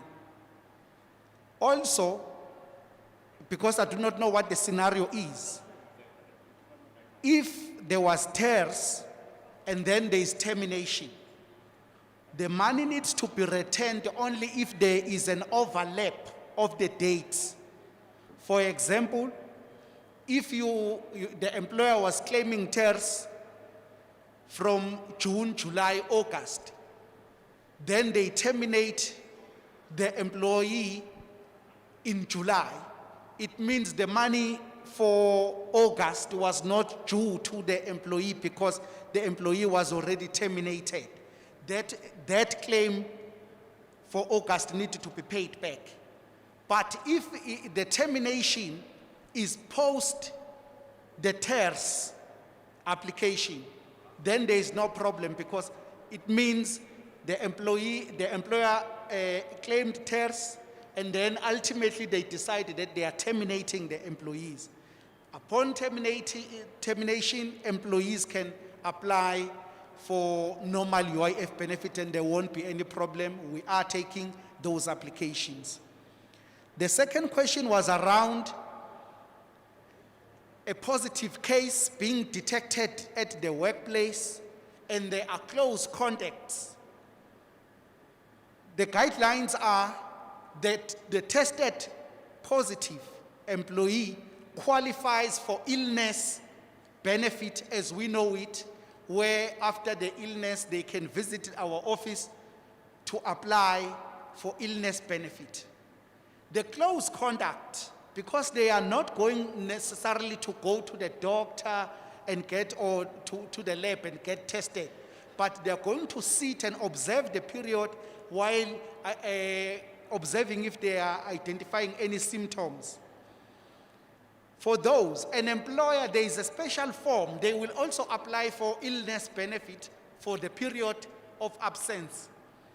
But because the illness benefit application is informed by a medical certificate, of which in their case there won't be, there needed to be a declaration by an employer, whereby an employer says these people have to be quarantined for this period to this period because they were close contact to a particular employee who tested positive. Then we use that to replace the medical coverage and we pay those claims. So both the quarantine employees and the positive case will qualify for illness benefit in terms of UIF as we know it. Thank you. Siyabonga Nguni ngicela imic ize ku nobhala la wena obene follow up emnyangweni wezempilo bese bephendula bese ngizocela angazimemela ubani ozongenzela i-announcement nge-process abe ready as well. Nobhala. Thank you. The follow-up is informed by the fact that no response has been given directly to the question relating to empirical evidence on efficacy, except for the percentages. But also, Chair, if the response is to say the first jab is to boost the immune system, I just want to have a follow-up there to say, is it compulsory then to do that everyone gets the first and second, even if people have evidence that their immune system is strong enough? Two is the issue of the compensation fund relating to the vaccine compensation fund. My understanding is such that the compensation fund is established when the vaccine is still under investigation or clinical trials to cover any injuries that may occur. In this instance, why can we be clarified what informs the establishment of the compensation fund, understanding that Every medication has side effects cited in the bottle or the packet. Why this time, if there are side effects, we have to claim from the compensation fund? If these vaccines have gone through and passed the stage of clinical trials or investigations or research, if you like. Thank you.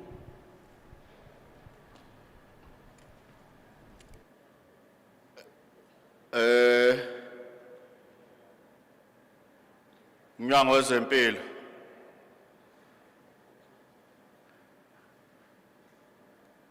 Cishe ngakhuluma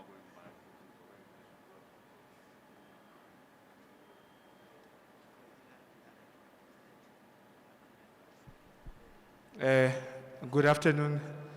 I will try to answer the question regarding a booster for COVID vaccines.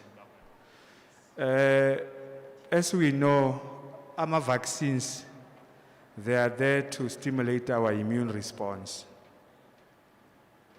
So like any other vaccine, after you have been fully immunized, you are entitled to a booster.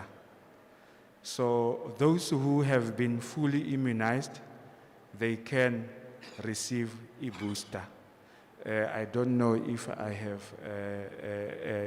managed to answer the question to the satisfaction of the person who asked it. Nyabonga.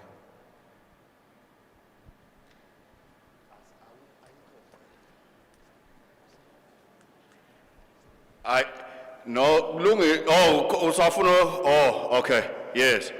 Mhlambe mphathi wohlelo asicacise lokho ukuthi issue ye Pfizer, the first dose, when the research was done, it was found that the first dose was not as effective as it was required to be.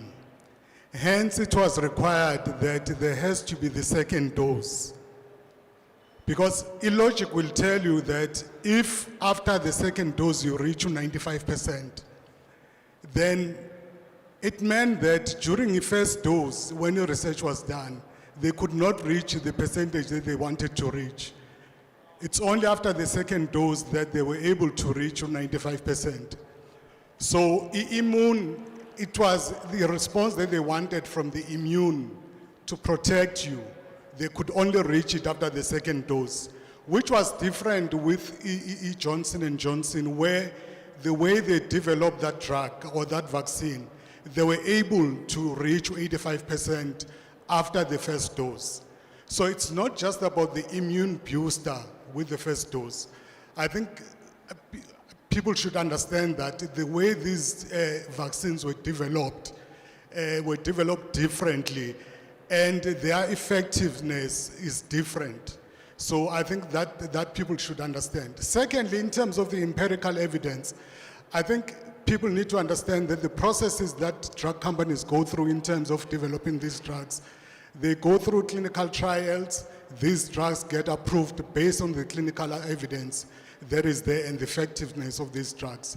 But also I think we need to understand that the given time that we had, or AMA companies had to develop these drugs, we did not have, or they did not have enough time to actually develop these drugs. But given the evidence that was presented after the clinical trials that they ran, these drugs were approved as being effective in terms of the clinical trials that were ran at that time in those countries. And the trials that were run in South Africa as well, with the Isisonke as well. So it was on those bases that we were able to get to these percentages in terms of our efficacies that we are talking about. Thank you, Bob. No, thank you. I think we'll take further if delegates have issues on how we deal with the matter on our resolutions, so that we avoid the debate. Now we are going to break. It's 1:45. Ngokomthetho umhlangano wethu bekufanele uphele ngo-2. but we are going to take a break. Kuzokhala insimbi mase kufanele sibuye sonke as delegates. When we come back, it's then the plenary that the federations deal with. Now, I'm told that delegates, all the delegates of the Workers' Parliament, all the members of the legislature, amakhosi asendlunkulu, mayor, kukhona ihola, I'm sure khona abantu be-protocol abazobe besikhombisa ukuthi siya kuphi, kodwa bakhombe ngapha, nami ngikhomba la bakhombe ngakhona. Kuzoba ne-lunch that is going to be served there. All government officials are going to remain in this hall. Government is one, legislature, departments, local government officials, I'm told, are going to remain in this hall. Masek Kalinzimbi, in the next 35-40 minutes, we will request that delegates gather here again so that we finish at least our meeting. Kusakhanya kwenzela ukuthi si ngoba kunongqongqoshe la singashayela ebusuku bese senza ingozi. So we will then take that break, delegates. Thank you very much.